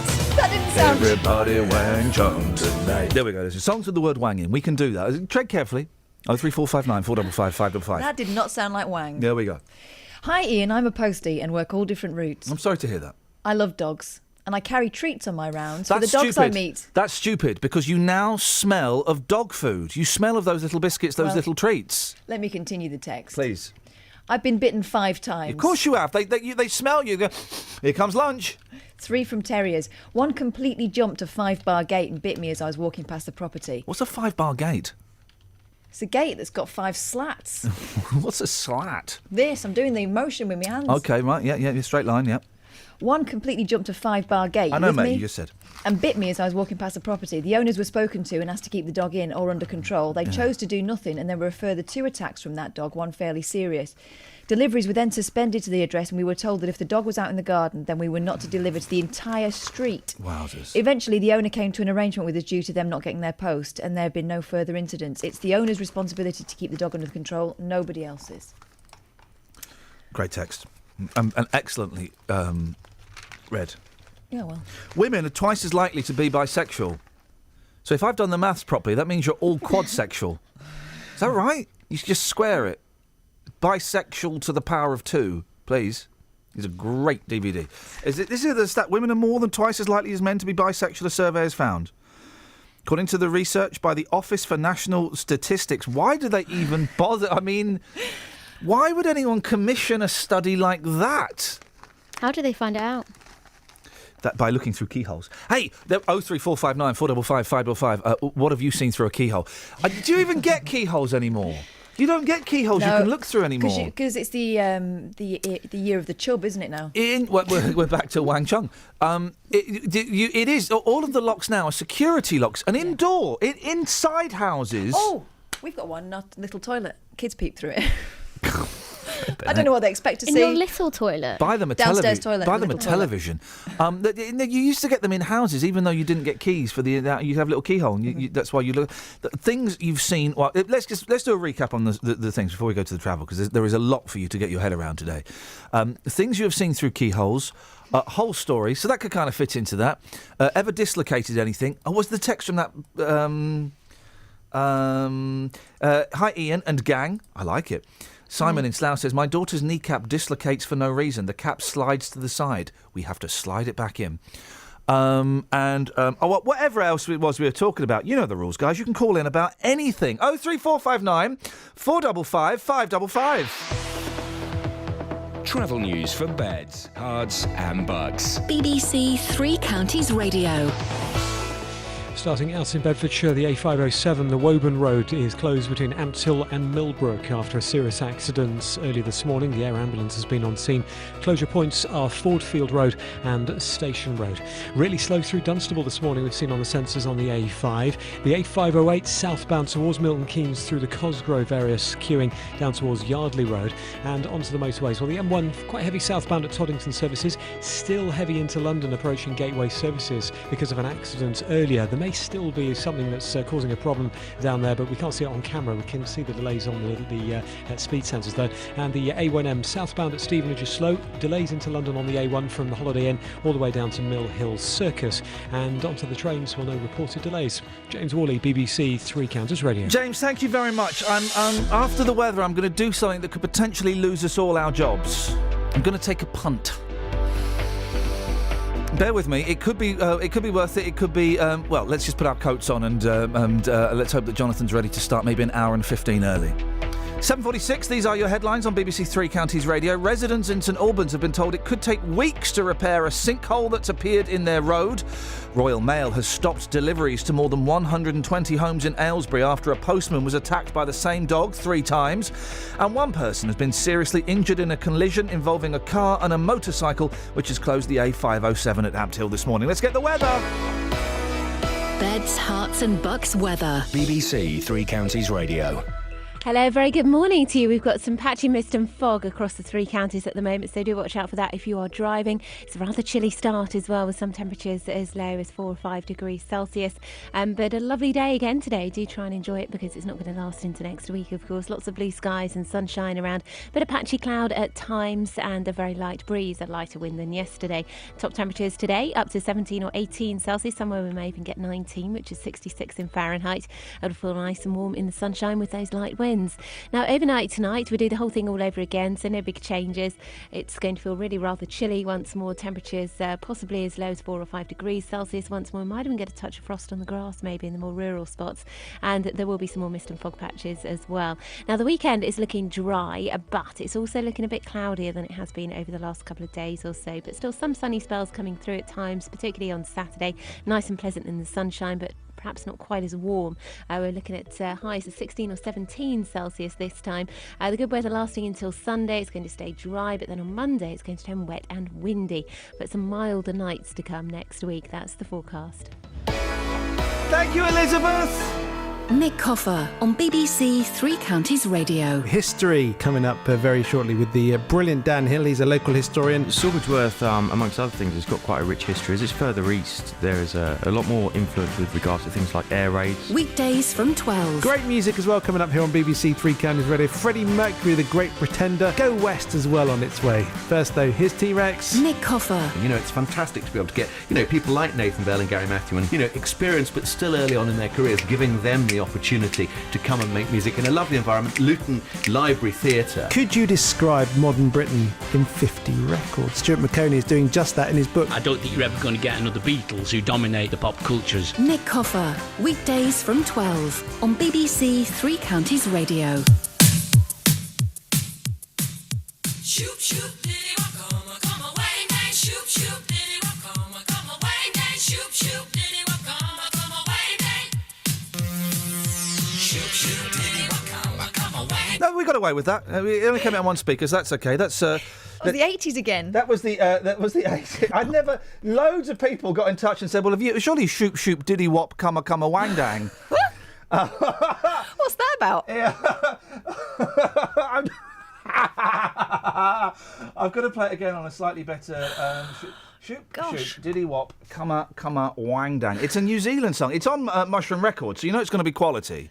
If it's New Zealand, it should be a wing, shouldn't it? You know it's going to be a quality song. Why can't I get it on... hang on a minute, it might be worth... I wonder if I can... shoop, diddy wop, come a wang dang. It's not on iTunes. Well, that really is... scandalous. That is absolutely scandalous. Scandalous. Have we got any more texts while I Yeah. get some We have. texts? Neil in Royston says, Ian, if you're looking for a movie like Cube but better, try Fermat's Room. Better acting and a bit more believable. Top tip there. I like The Cube. It was absolutely rubbish acting, but I tried watching the Cube too, and the acting in that is even. Hang on a second. Oh, here we go. Shoop, shoop, diddy, come away, nay, shoop, shoop, diddy, come away, nay, shoop, shoop, diddy, come away, nay. We've just found the best song in the world. Take this, Stuart McConey, and stick it up your wang dang. Who's this fella?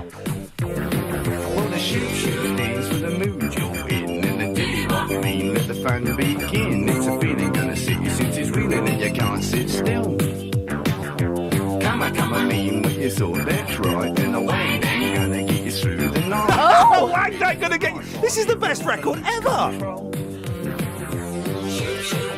The video is very sexy. It's got well, it looks like Robert Elms in the 1980s. So Robert Elms. I mean, he's got a fag on while he's singing this bit. Of course he has.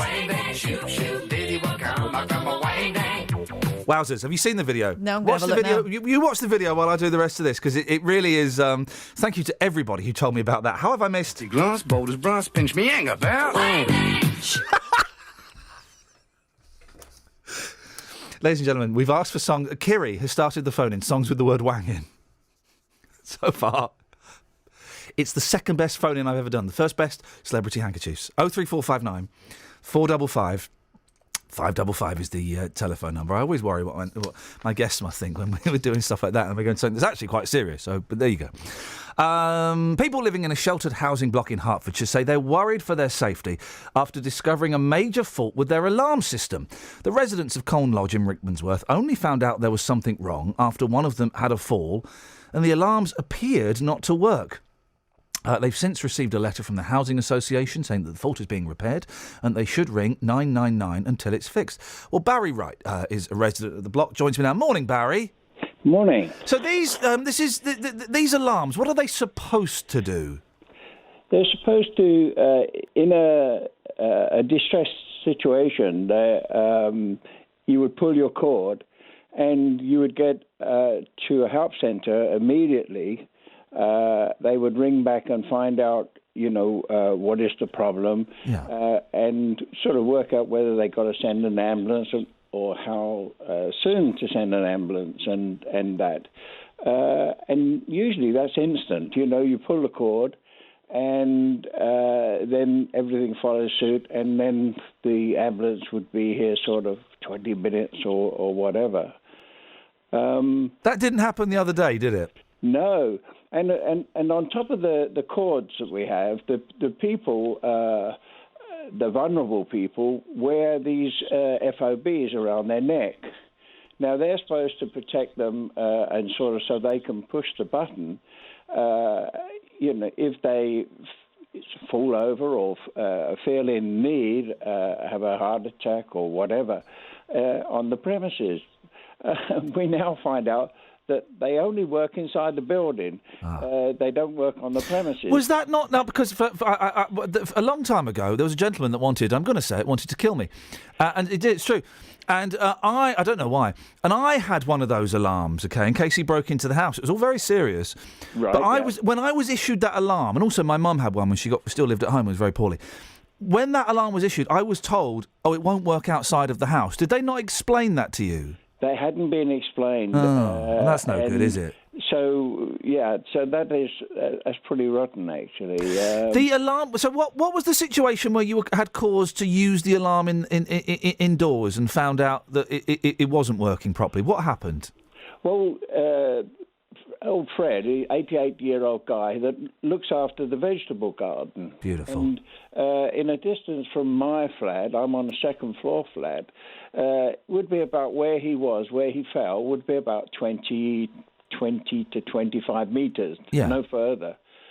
He had fallen in a corner, hidden by a shed, and could not get up. He was, so he banged and banged and banged on the shed hoping that because his FOB was not working, because he kept pushing that, thinking, Yeah. oh, well, that'll bring somebody. And people like me, I heard the banging, but I thought someone was building a shed because we're surrounded by neighbours.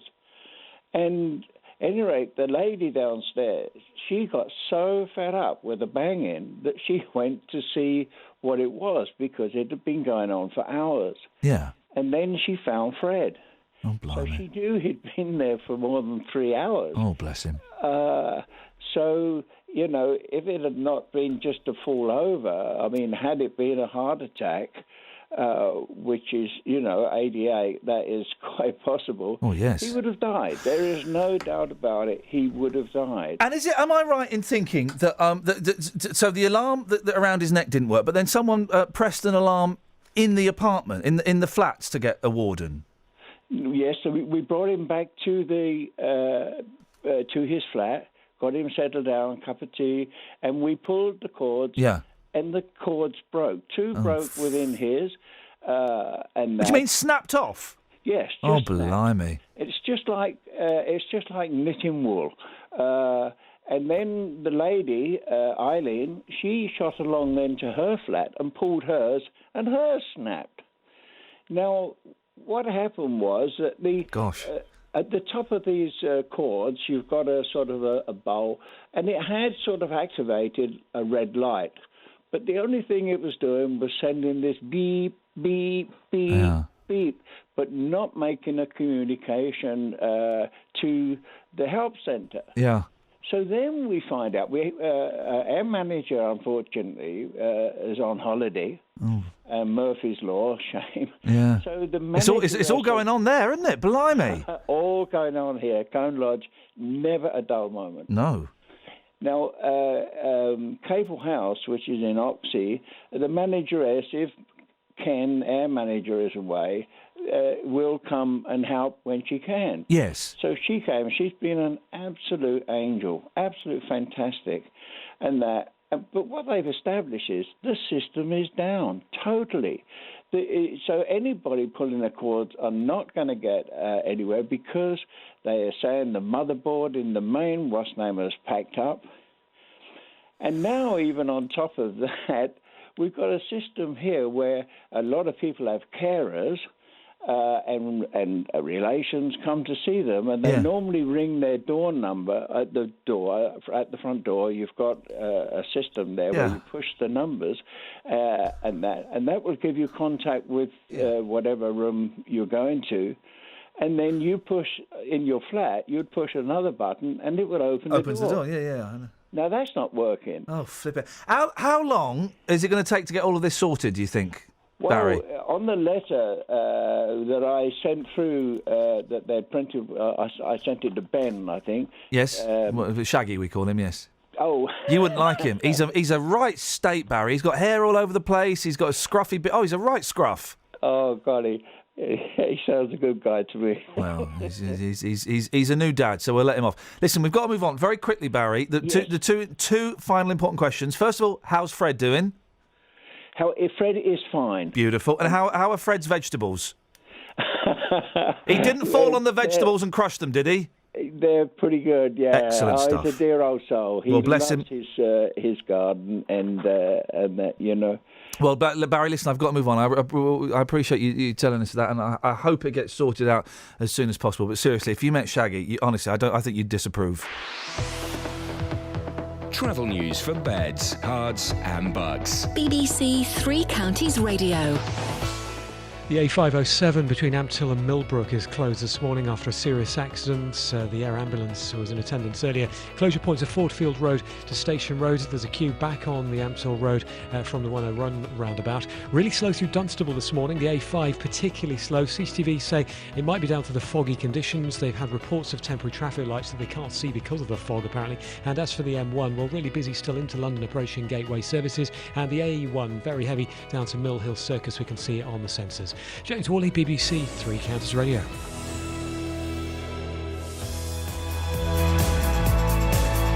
Thank you very much. Busy show. Songs with the word wang in. That's thanks to Kiri.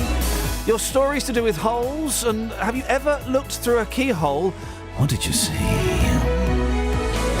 Local and vocal across beds, hearts and bucks. This is BBC Three Counties Radio.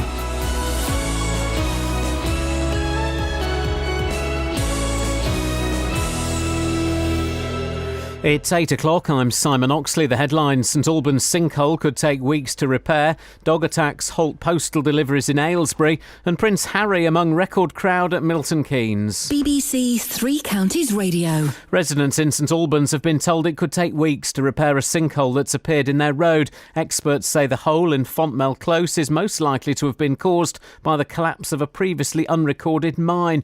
More than 50 homes were left without power following the appearance of the hole in the early hours of yesterday morning. Helen Reeves is from the British Geological Survey. It's often very difficult to spot these events. Occasionally there will be cracks in roads and in buildings that you can see, but it's quite rare to see these sometimes. Sadly, these events happen quite quickly with little notice. The Royal Mail has stopped deliveries to more than 120 homes in Aylesbury after a postman was attacked by the same dog 3 times. Post has been suspended for the whole of Wadden Chase after the postman required hospital treatment. Dave Joyce is from the Communication Workers Union. If the attack was on the owner's property and it was confined to that particular area, we would suspend deliveries to that one address only. Unfortunately, these attacks are occurring in the street. The individual owner has been spoken to by Royal Mail and by the police and has been asked to keep the dog under control when the deliveries are being undertaken and to keep the dog muzzled in the street to avoid it biting the postman, and the owner has decided to ignore that advice. One person has been seriously injured in a collision involving a car and a motorcycle which has closed the A507 at Ampthill in Bedfordshire this morning. It happened at the junction with Woburn Road just before 6 o'clock. Various road closures are currently in place. Motorists are being asked to avoid the area. 9 people have been killed and 7 injured in a shooting at a community college in the US state of Oregon. The gunman, who was 26, was killed in a police shootout. President Obama has expressed his frustration at his inability to change America's gun laws. As I said just a few months ago, and I said each time we see one of these mass shootings, our thoughts and prayers are not enough. It's not enough. And it does nothing to prevent this carnage from being inflicted someplace else in America next week or a couple of months from now. Police have charged a 20-year-old man with a knife attack in Bedford. A 19-year-old man was stabbed in the arm in Bishop's Road at 5 o'clock on Monday morning. Bailey Bowen from Foster Hill Road has been remanded in custody and has been charged with theft and grievous bodily harm. A light aircraft was forced to make an emergency landing in East Hertfordshire yesterday evening. It came down in Great Mundon near Buntingford after an engine failure. Hearts Fire and Rescue attended, but the pilot was unharmed. In sport, France beat Canada 41-18 in last night's Rugby World Cup game in Milton Keynes. Prince Harry was among a crowd of over 28,000 at Stadium MK, a stadium record. Milton Keynes Council say their shuttle buses carried over 7,000 fans away from the stadium within an hour of the final whistle. The weather: any mist and fog will clear during the morning to leave another dry and sunny day, a maximum temperature 17 degrees Celsius. And you can get the latest news and sport online at bbc.co.uk/3 counties.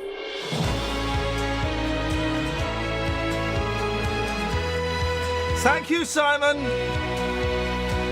I'm reading the comments to Montevideo and the Cassettes and the song Shoop Shoop Diddy Wop Cumma Cumma Wang Dang. I think they're all fellas, I think. Such talent, says Dean. Wish this guy would make more of his music available.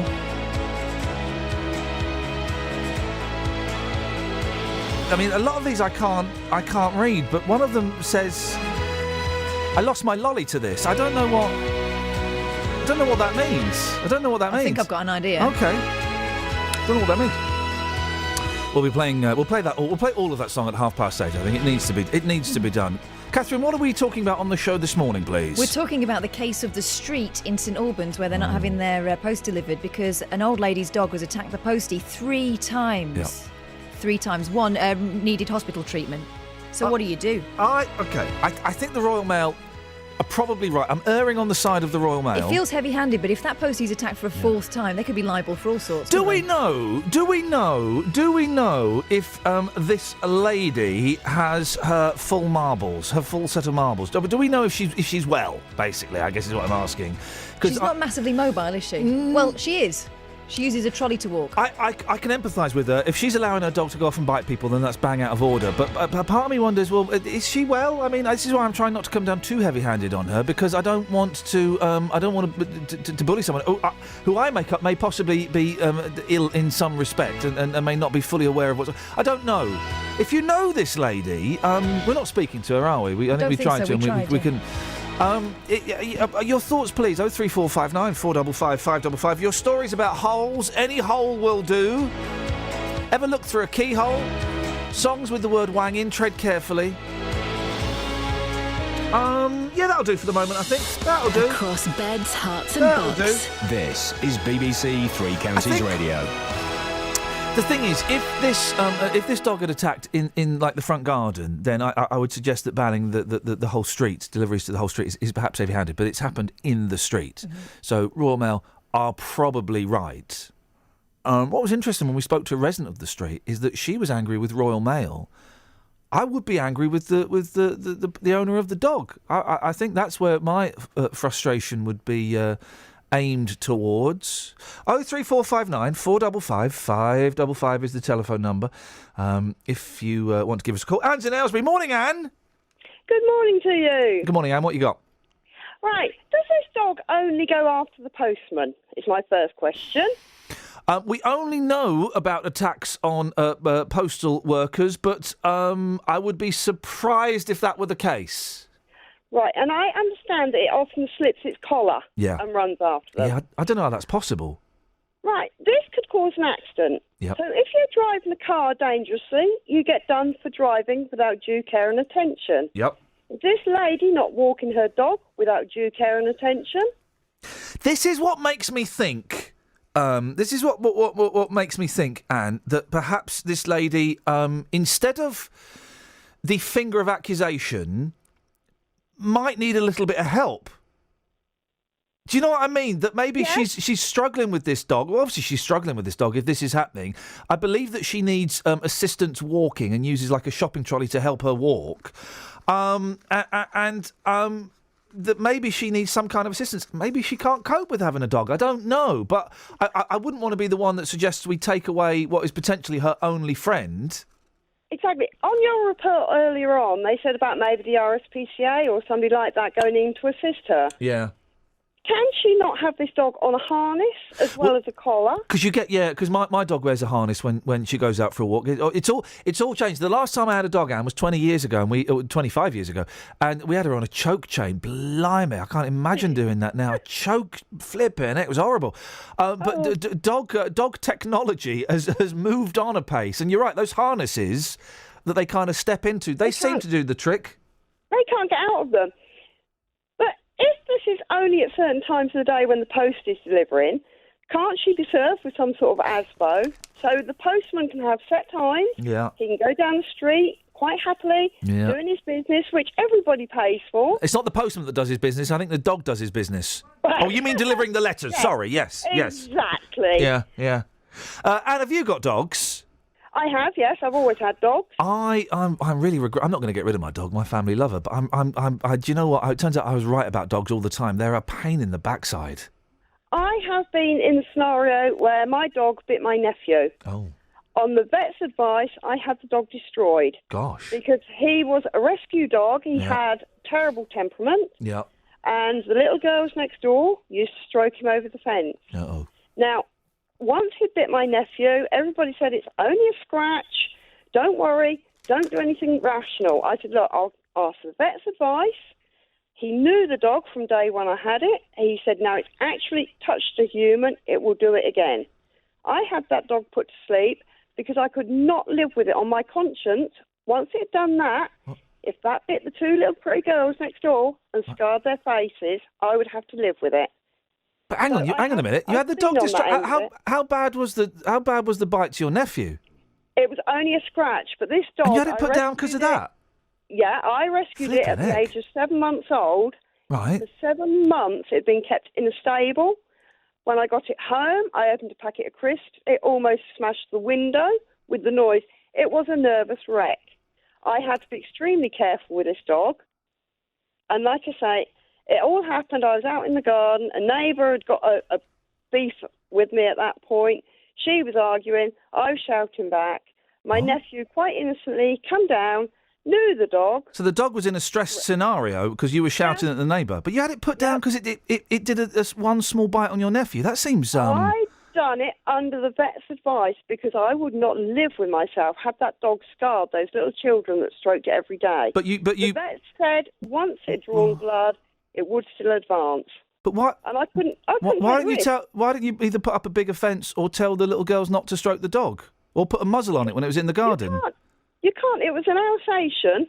We're in council property. You have stated how high the fences can be. Well, put a muzzle on it then. You can't kill a dog just because it did a small bite once, can you? No, I take that as being a responsible owner. I take that as treating your dog's life with casual disregard. No, I love all my animals. But one little bite, and it's dead. A child is more important than any animal. Yeah, but it hadn't. But you said that the bite to your nephew was nothing. No, but the vets advised me, knowing the dog's temperament. Dogs bite. You know, and my dog is is still at the stage where she's like, you put a hand near it and it'll chew. It won't bite, but it'll chew. What am I supposed to do? Kill it? What age is it? It's 3 months. 3 months. It's a puppy. Anybody who knows about dogs know that they chew. Well, and you know about dogs, do you? It will be your socialising of that dog that will stop it turning nasty. Unfortunately, my dog had already been turned nasty to what the other people had done before. How long had you had it for? How long did I have it for? 5 years. It took me 5 years. And you hadn't managed to turn it around in 5 years? I had.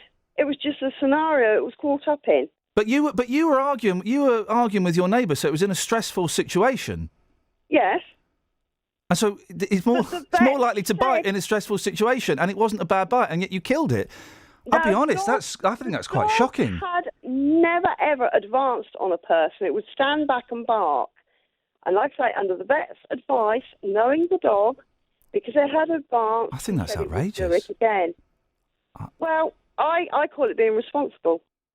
I call it having a disregard for your dog's life. It was in a situation where you were shouting, so it was a stressful situation. You knew it was a nervous animal, and the bite wasn't even that bad, and you killed it.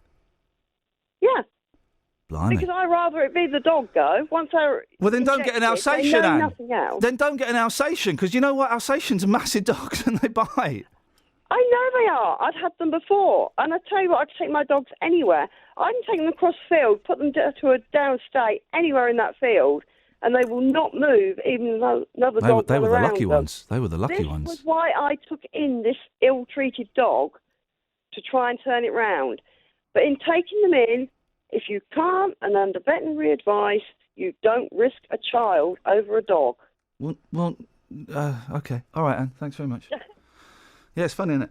03459 455 555. That, to me, I'll be honest, that's left me feeling slightly uncomfortable. That just feels a bit harsh to me.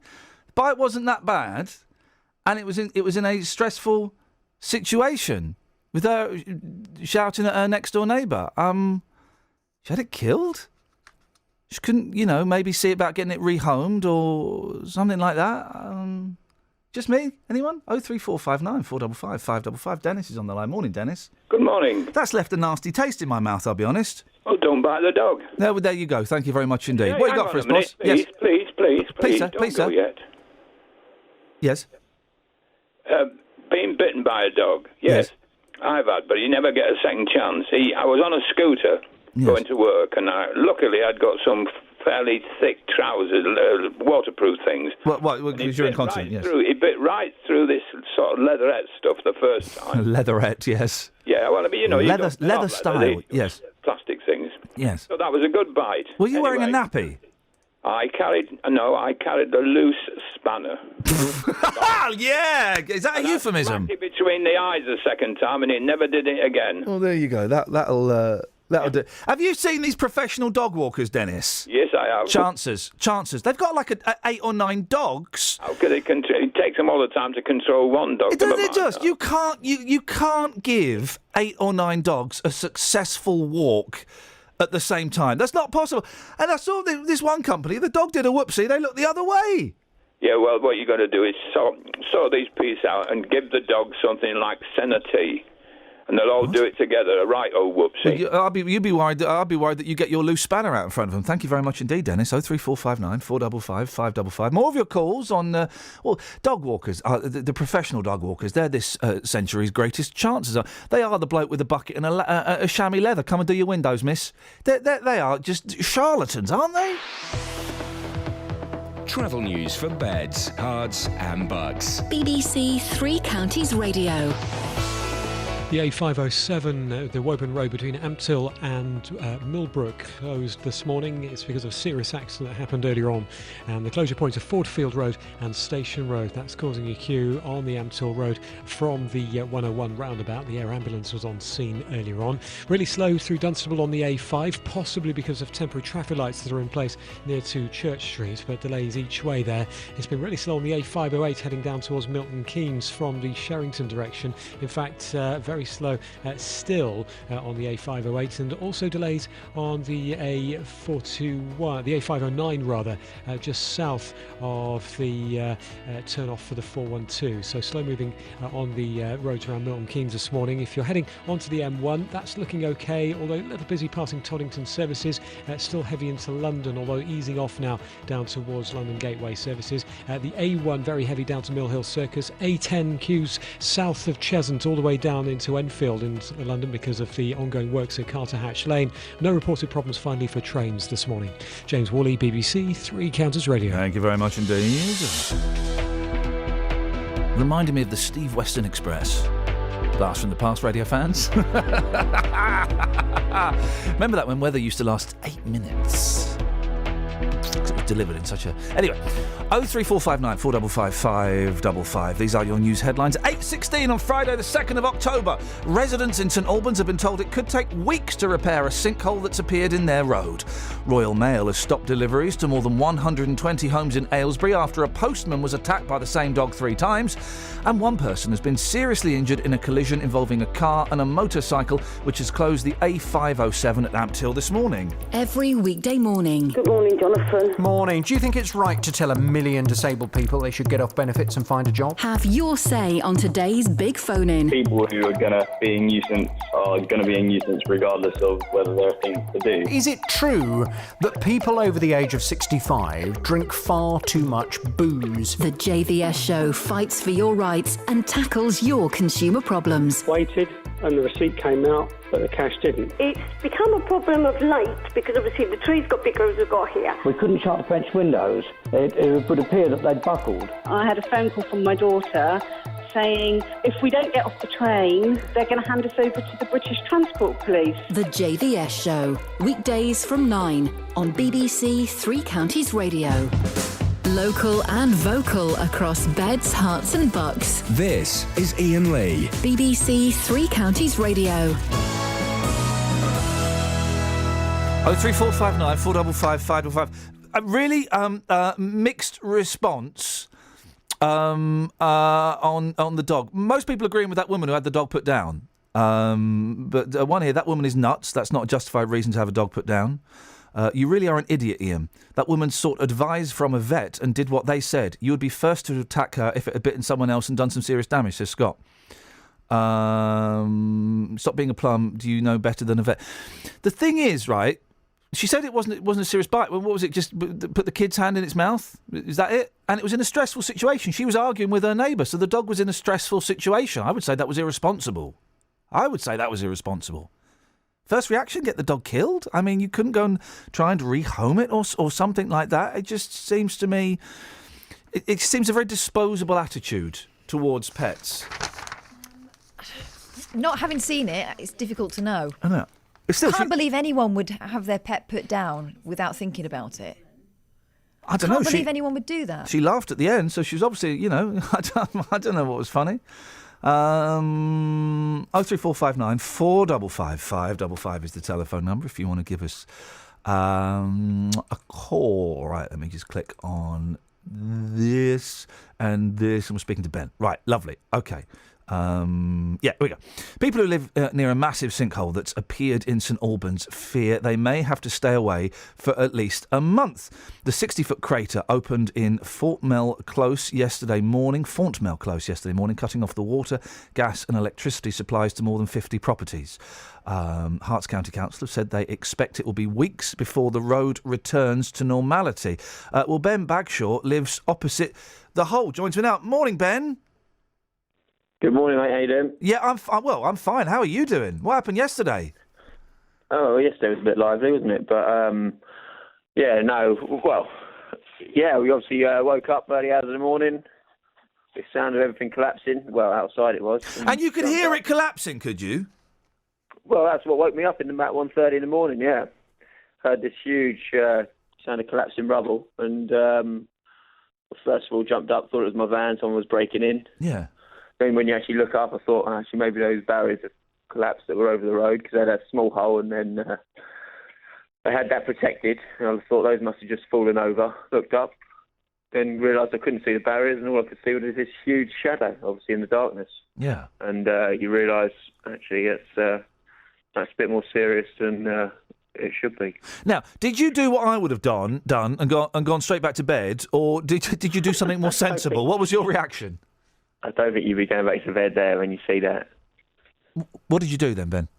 Well, we were up. Obviously, my wife's 7 days overdue as well, so I was obviously a bit more worried for her. Yeah. He was then starting to panic. You can hear the road collapsing. We jumped out. It's obviously moving towards our house, and we're not knowing where it's going to stop. So my first instinct was just to get her the other side of the hole, closer to a bit more safety. And then, I then tried knocking up the neighbours that were pretty much going to be affected as well, because again, like I say, he didn't know where it was going to stop. Phoned the police, phoned the ambulance, and then the rest is pretty much history.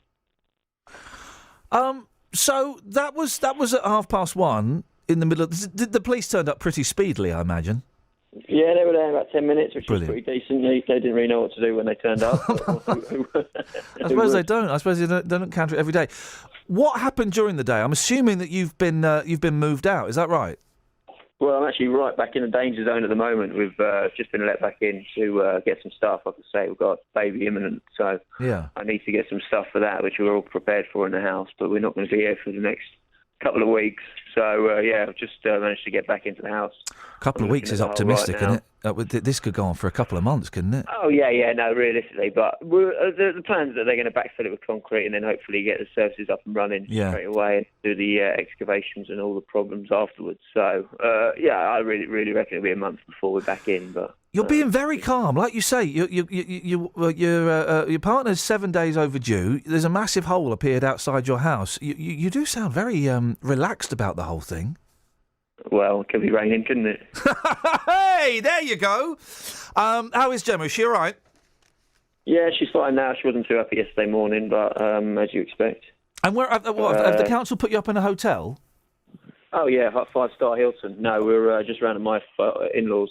Oh, blimey. Well, OK. Well, listen, I wish you... And any... I don't know how to phrase this delicately, so I probably won't. Any sign of movement... I don't know a delicate way of saying it. So, is there any chance baby's going to come soon? I wasn't sure where you're talking about the movement. There's still a few cracks appearing in the road. Ladies and gentlemen, you make your own jokes, yes. Any sign of that baby coming? Not yet, no. She was hopefully wasn't going to come last night because she was pretty knackered, but now, any time onwards, she's dead keen. So. Go and have a nice curry or do the other one, apparently. That helps as well. Ben, listen, I wish you and Gemma and the baby the best of luck. I hope everything goes smoothly. No worries, pal. Thanks a lot. Thank you very much indeed. There we go. What a relaxed gentleman he was, wasn't he, eh? With all that going on. Very relaxed. Well done him. Good for him.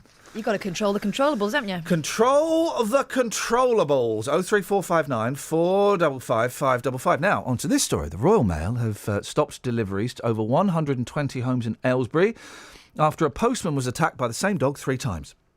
Post has been suspended for the whole of Wadden Chase after the postman required hospital treatment. Well, the latest incident happened when the dog slipped its collar whilst being walked by its owner. Well, Becky lives there. Joins me now. Morning, Becky. Good morning. You all got. When did you all get this letter from the post office saying we're not, or Royal Mail saying we're not going to deliver any more letters? We actually received the letter on the 30th of September. Okay. But it did date on there that the latest incident was on the 16th. But we were still getting mail up until the 30th. So what's that? 4 or 5 days later. Mm. And I think the Royal Mail need to work with the residents of the street a bit more, because we Why? do have a lot of elderly residents and disabled residents who can't get into town to collect their post. I don't see why they can't have the postman show up in a van. Well, he'll be safe within his van. No. We can all go to that van and collect our post. Well, we all have the right, don't we, to turn up to work and leave with all of our fingers and toes and shins intact, don't we? It's not fair to expect the postman who's been attacked 3 times and hospitalised to take that risk anymore. No, but, it's obviously a nationwide problem because, I've heard you speak to postmen and they've fought for this.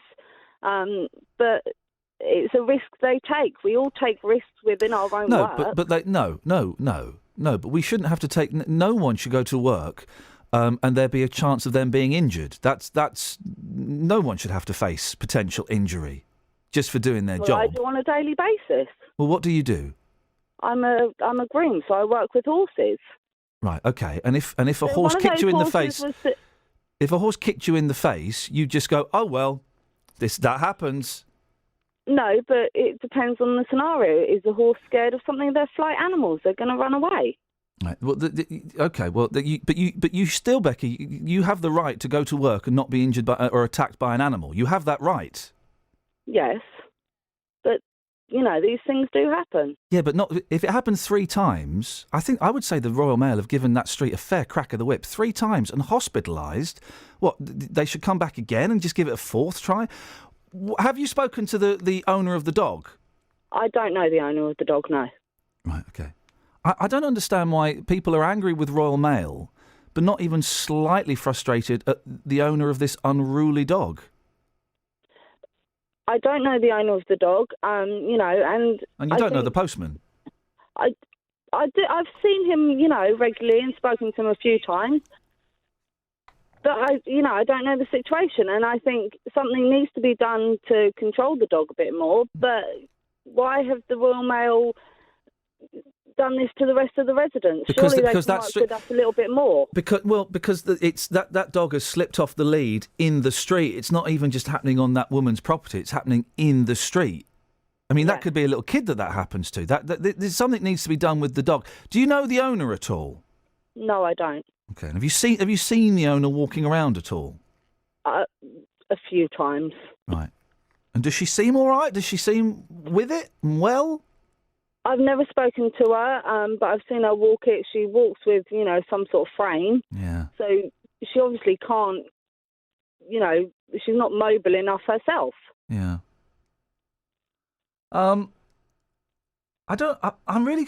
If there was, I'm just trying to put myself in your position. Of course, Becky, I'm trying to imagine here. But if my street was cut off from the post because of one person and their repeated behaviour or their repeated inability to control their pet's behaviour, I'd go and knock on that person's door and say, look, this is a real pain in the bum for everyone. What can we do? How can we? Is there a way around this? Yeah. Instead of just pointing the finger at the lazy postman who don't want to come down because he's had to go to hospital. Yeah, but the issue we have is that the postman, they've just suspended it without any warning. Well, they've they've told you. Didn't know about this before. Well, they've told you on that date. They wrote us a letter on the 30th, and from that date onwards, we're not getting any post, and we don't know how long this is going to go on for.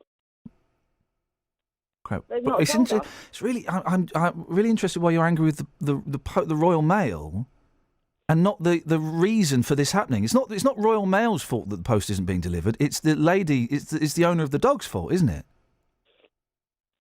Yeah, in a way it is. Well, but, no, it Royal is. Mail need to work with the residents more so that we can get our post easier, Well, they've made it so you can go and collect your post. Yes, I could, but there are a lot of elderly and disabled people on the road who can't. They've been attacked 3 times and sent to hospital. What's not to say? You say they could park the van at the end of the street and everyone can go and collect it. Well, but they might get attacked again. They'd be in the security of a van.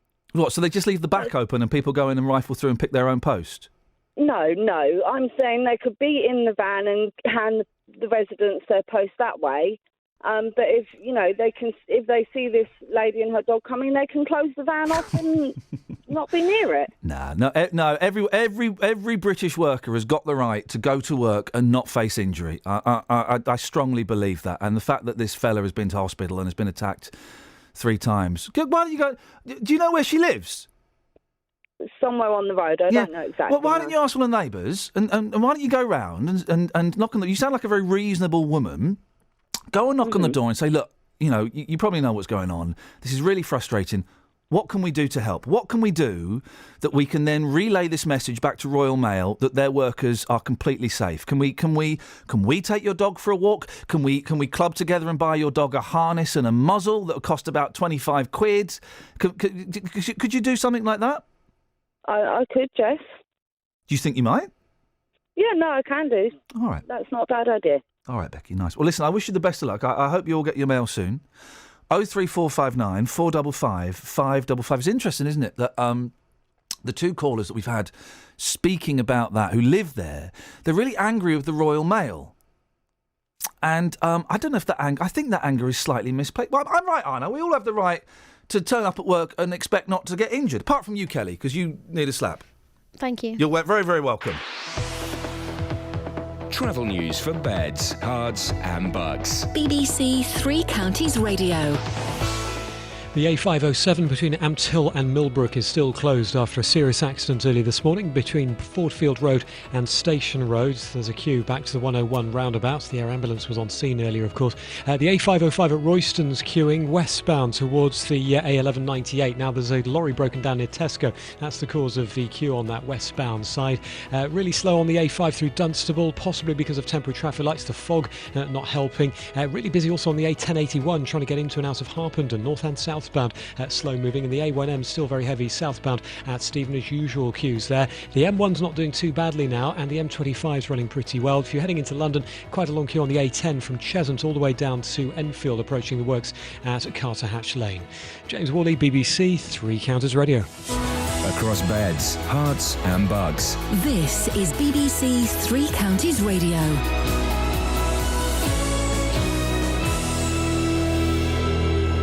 With the headlines, I'm Simon Oxley. Work is underway this morning to start repairing a sinkhole in St Albans. Experts from the British Geological Survey say the hole in Fontmell Close is most likely to have been caused by the collapse of a previously unrecorded mine.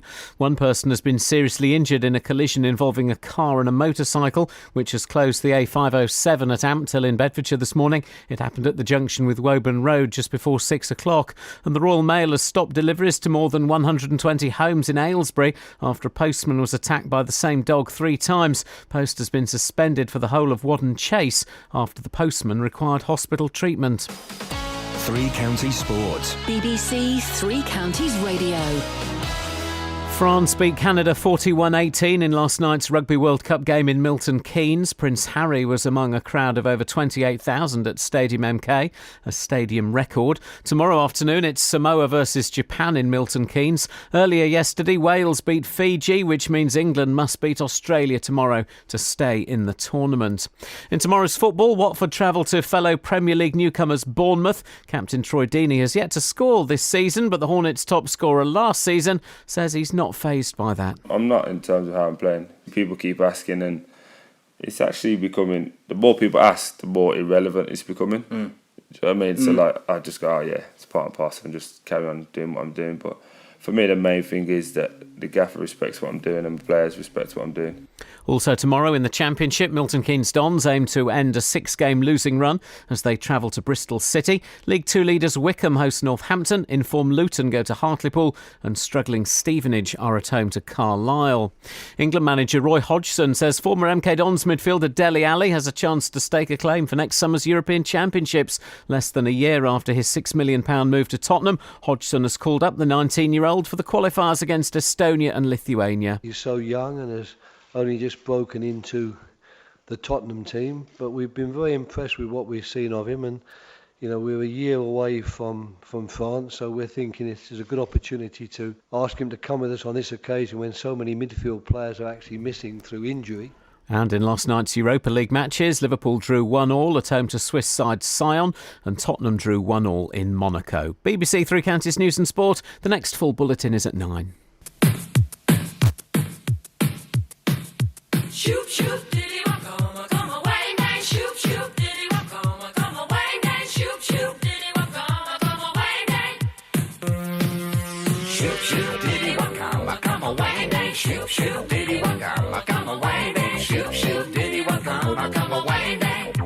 Well, the shoop, shoop dance for the mood you're in, and the diddy wop mean let the fun begin. It's a feeling gonna sit you since it's reeling and you can't sit still.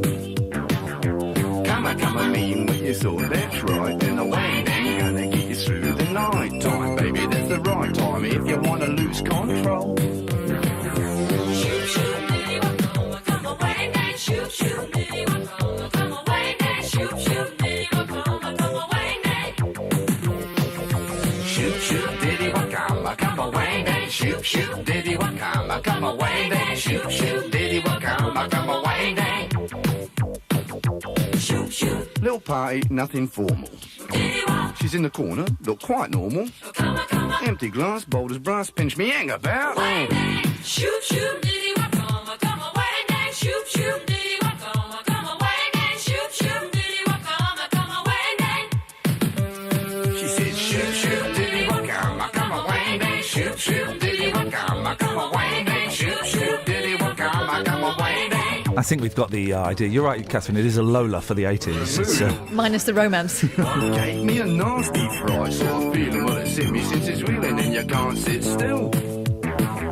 Come on, man, what I thought, touche, and the wang down. This is Kiri's fault for introducing. Kiri phoned up and apropos nothing said, Iain, I want to do a phone in about songs that have got the word wang in. She heard a wang where there wasn't one. She heard. Well, I think that's Kiri's problem. And so speaking of problems, people pretending they are what they're not. I don't believe this. Someone has posted on Twitter the theory that last guest you had on is the dog owner.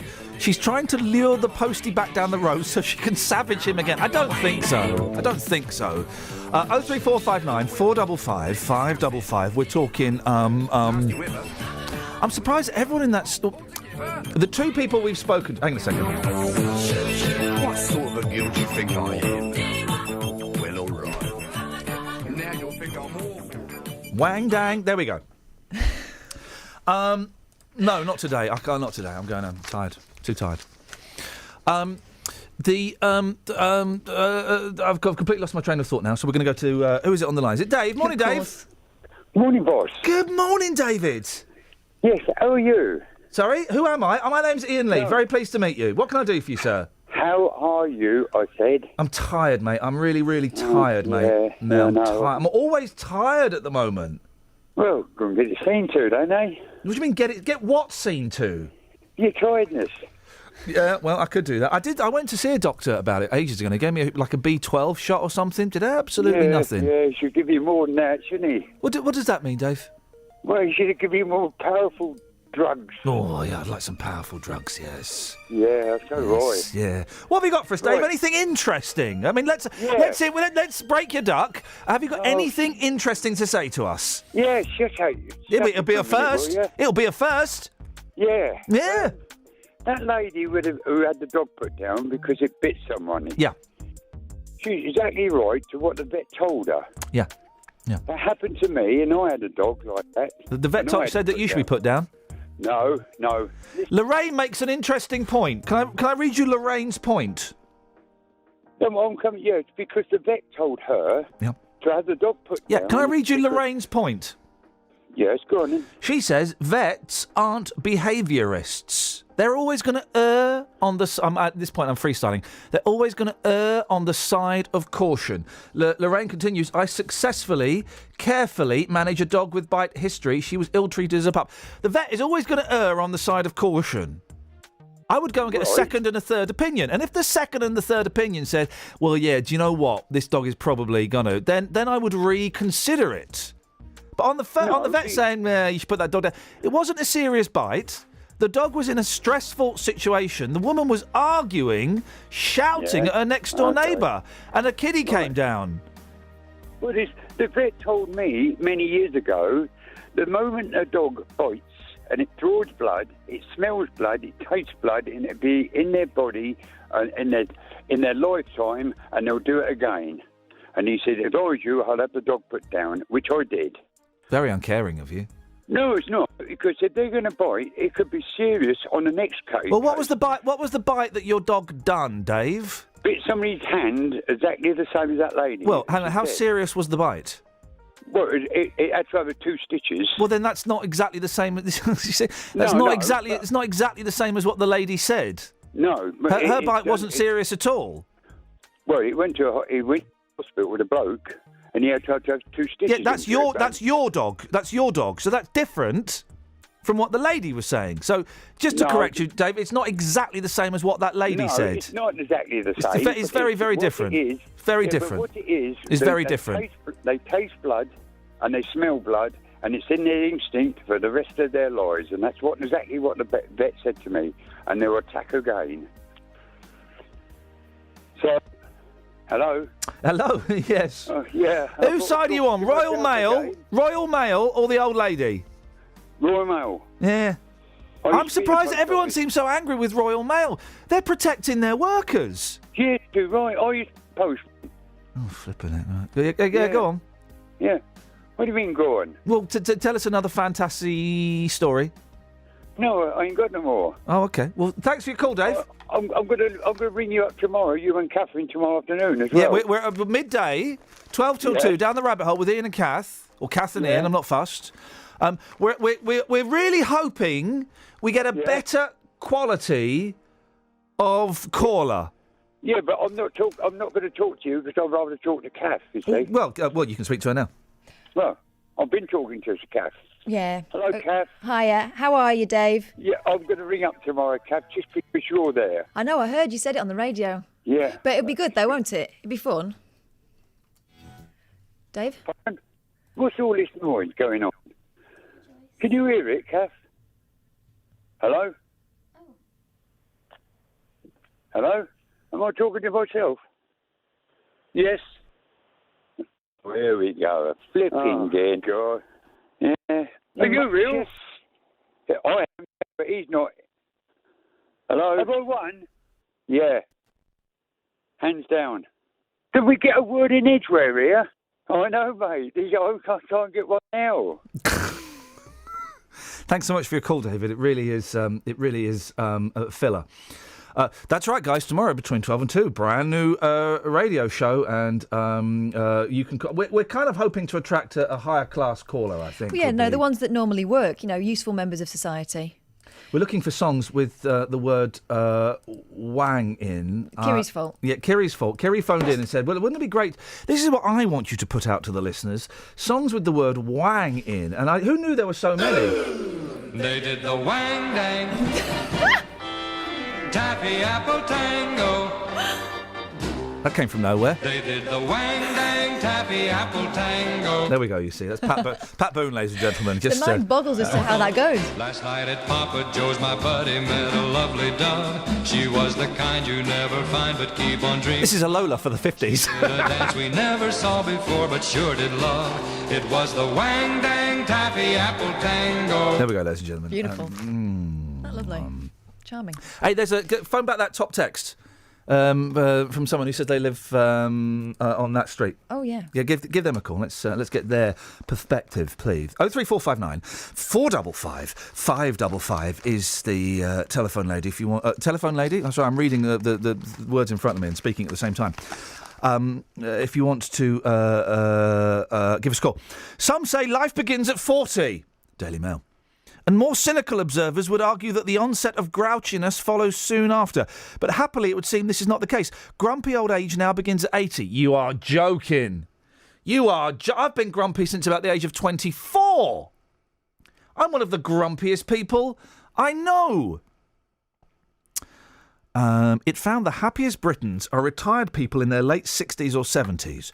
But for many people aged 80 and over, declining health, bereavement and loneliness undercuts their everyday level of worth and happiness. Well, hang on a minute. Being lonely and ill isn't the same as being grumpy. No, grumpy is when you've really got no reason. You just feel a bit blah. Well, that's me. The findings thrown up by official happiness surveys, doesn't it make you want to puke? Suggest that the traditional retirement age of 65 is no longer the point at which people should be considered. I can't wait to retire. I can't wait to jack in this nonsense and just sit at home and watch videos on YouTube. Except you won't. You'll be a nightmare. No, what do you mean I'll be a nightmare? You will be a nightmare. What do you will mean? be on eBay or whatever it is by then. I'll be. Yes, I will. I will completely splurge my pension on a load of old tat on eBay. But I'll be sat at home. I'll be on internet forums. I'll be on internet forums being rude about people I don't know. Travel news for beds, cards and bugs. BBC Three Counties Radio. A507 between Ampton and Millbrook still closed after a serious accident this morning. The closure points are Fordfield Road and Station Road, and there are queues in the area. The A5 slow moving through Dunstable. We've had reports there may be some temporary traffic lights in place near Church Street. Just spotted actually the A6 really slow southbound into Luton from the Streetley direction, and delays also around Milton Keynes to the north of Milton Keynes. The A509 very slow heading down to the 422, and then London Road slow down to the M1 at junction 14, possibly just because of roadworks. The M1 itself's looking good, as is the M25. A10 really slow into London through Enfield because of works, Carthatch Lane, congestion from just past Cheshunt, unfortunately, and the Jubilee line suffering severe delays in London because of a signal failure down at London Bridge. James Worley, BBC Three Counties Radio. Thank you, James. 8:46. Friday, the 2nd of October. I'm Iain Lee. These are your headlines on BBC Three Counties Radio. Residents in St Albans have been told it could take weeks to repair a sinkhole that's appeared in their road. Royal Mail has stopped deliveries to more than 120 homes in Aylesbury after a postman was attacked by the same dog 3 times. And one person has been seriously injured in a collision involving a car and a motorcycle, which has closed the A507 at Ampthill this morning. Your thoughts on the Royal Mail versus Old Lady story, please. There's got to be a way, a neighbourly way, that people could get together, go and knock on a door and say, look, listen, we don't want the dog killed or anything. Is there something we can do to help? Can we buy a muzzle and a harness? 03459 455 555. Your whole stories, please. Ever look through a keyhole? And songs with the word wang in. Tread carefully. Here's the weather. Beds, Herts and Bucks weather. BBC Three Counties Radio. Hello, a very good morning to you. It's a little bit misty, a bit foggy in places there at the moment, and there is some cloud around as well, but there's going to be lots of sunshine developing a bit later on today for just about everywhere, plenty of blue skies, and temperatures are going to rise accordingly too. It's been a bit of a chilly start, but by the time we get to the end of the afternoon, we'll be all the way up to, well, sort of 18 or 19 degrees already, 66 in Fahrenheit, on a par with what we saw yesterday. All in all, it's a pretty lovely day again across the three counties, with plenty more sunshine around and a lighter breeze than yesterday too.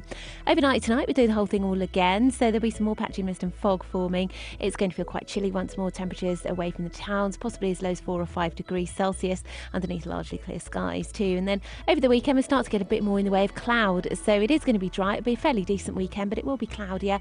We're talking about sunny spells rather than wall-to-wall sunshine and blue skies, so a bit of cloud around at times, but still fairly nice really. Top temperatures up to 16 or possibly 17 Celsius, 63 in Fahrenheit on Saturday, and on Sunday when there'll probably be even more cloud around, but staying dry. Pretty nice weekend. Into next week though, it's going to turn unsettled, so make the most of the dry sunny weather while it lasts. That's the forecast. It's flipping miserable out there. Every weekday from 3. It's not just about what we bring you. Starting off on the M25, it's particularly heavy moving anti-clockwise. It's also about what you bring us. In the end, I could only eat off my ironing board. Your stories. Every room in the house was just I was climbing over mountains of rubbish. Your humour. There's a reason why you earn the big bucks, you see. That sort of insightful comment is exactly right. Your opinions. Well, the culture's got to change because the police can't do it and the traffic wardens are so busy.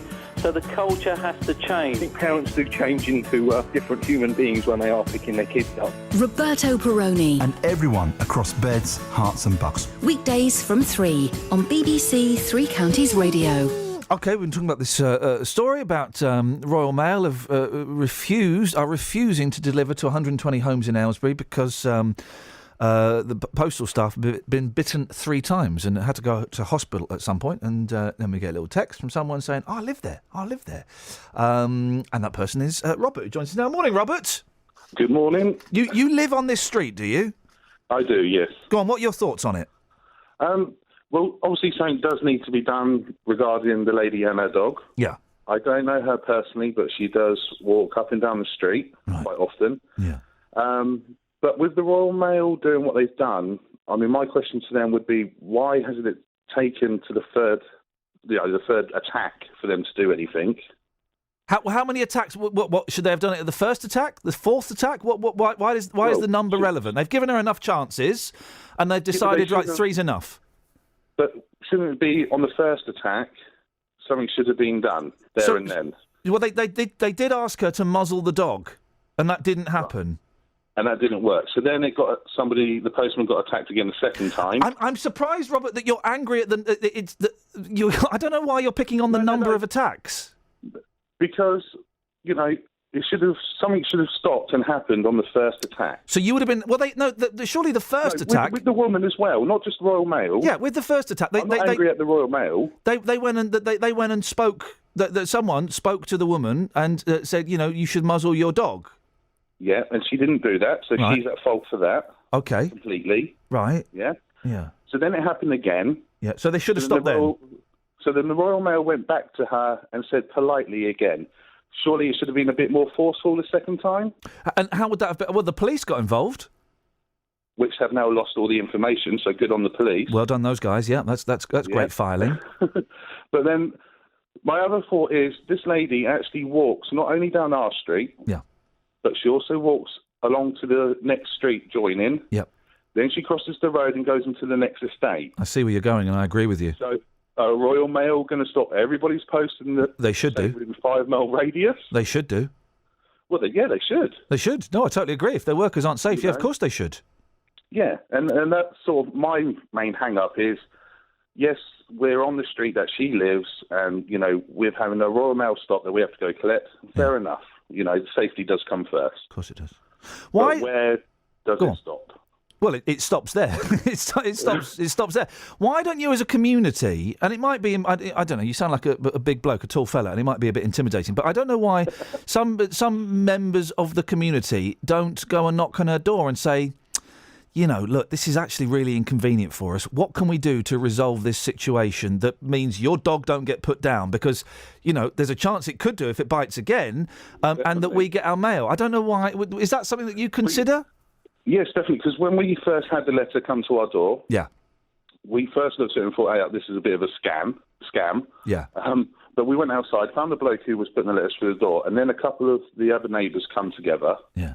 And we all stood there talking, and we all said, maybe we do need to do something as a community. Obviously, the main problem is we all work, we're all, busy for our daily lives, trying to find time to get together to go to her without being intimidating. Yeah. Is a little bit of a push. So maybe this weekend, when we've all got a lovely weekend off, we could go and address her. But, she's walked along the street. We've spoken to her just in passing. Yeah. And to be fair, she's not the most forthcoming person. Maybe that's just because she's, I don't know. And that's fair enough. That's fair enough. We don't have to be forthcoming. Stay there. John's called in. Morning, John. Oh, good morning. What would you like to say about this? Well, that chap just said, maybe if they have a weekend off, they can go and see the woman. I fail to see why someone can't just knock on the door and help her. She's obviously on her own, and she's using a walking frame. I understand she's using a walking frame. She is, yes. The dog's slipping the collar, so obviously the collar's too loose. Surely, in this day and age, where's the neighbours? Why can't someone be friendly and approach the woman and try and sort something out. John, you're speaking to Robert, who is one of the neighbours. Yeah, but he just said, well, maybe when we get a weekend off, we can approach her. But, I mean, it's Well, gone, because it's we all gone lead beyond busy that. lives, don't we? And I know we do, I know. And to be fair, I mean, as Iain said, I am a big bloke. If I go knocking on an elderly woman's door, I say, oh, by the way, I hear about your dog's been biting postmen and we're now not getting our post. Is she going to be scared, intimidated? Am I going to get the police knocking on my door? Well, maybe not a big bloke knock on the door, maybe a female knock on the door, but I mean, I just find it hard to believe that in this day and age someone can't help the woman. I'm But sure this if that is the happened day in and my age we're in, isn't it? If that happened in my street, if that was me, I'd have someone knock on the door and help me. I know that for a fact. You know, it seems at this day and age, neighbours ignore neighbours. They do. It's the fact that we live the world that we live in. But we can change that world, Robert. We can change that world. Do you think you might go and knock on a door this weekend?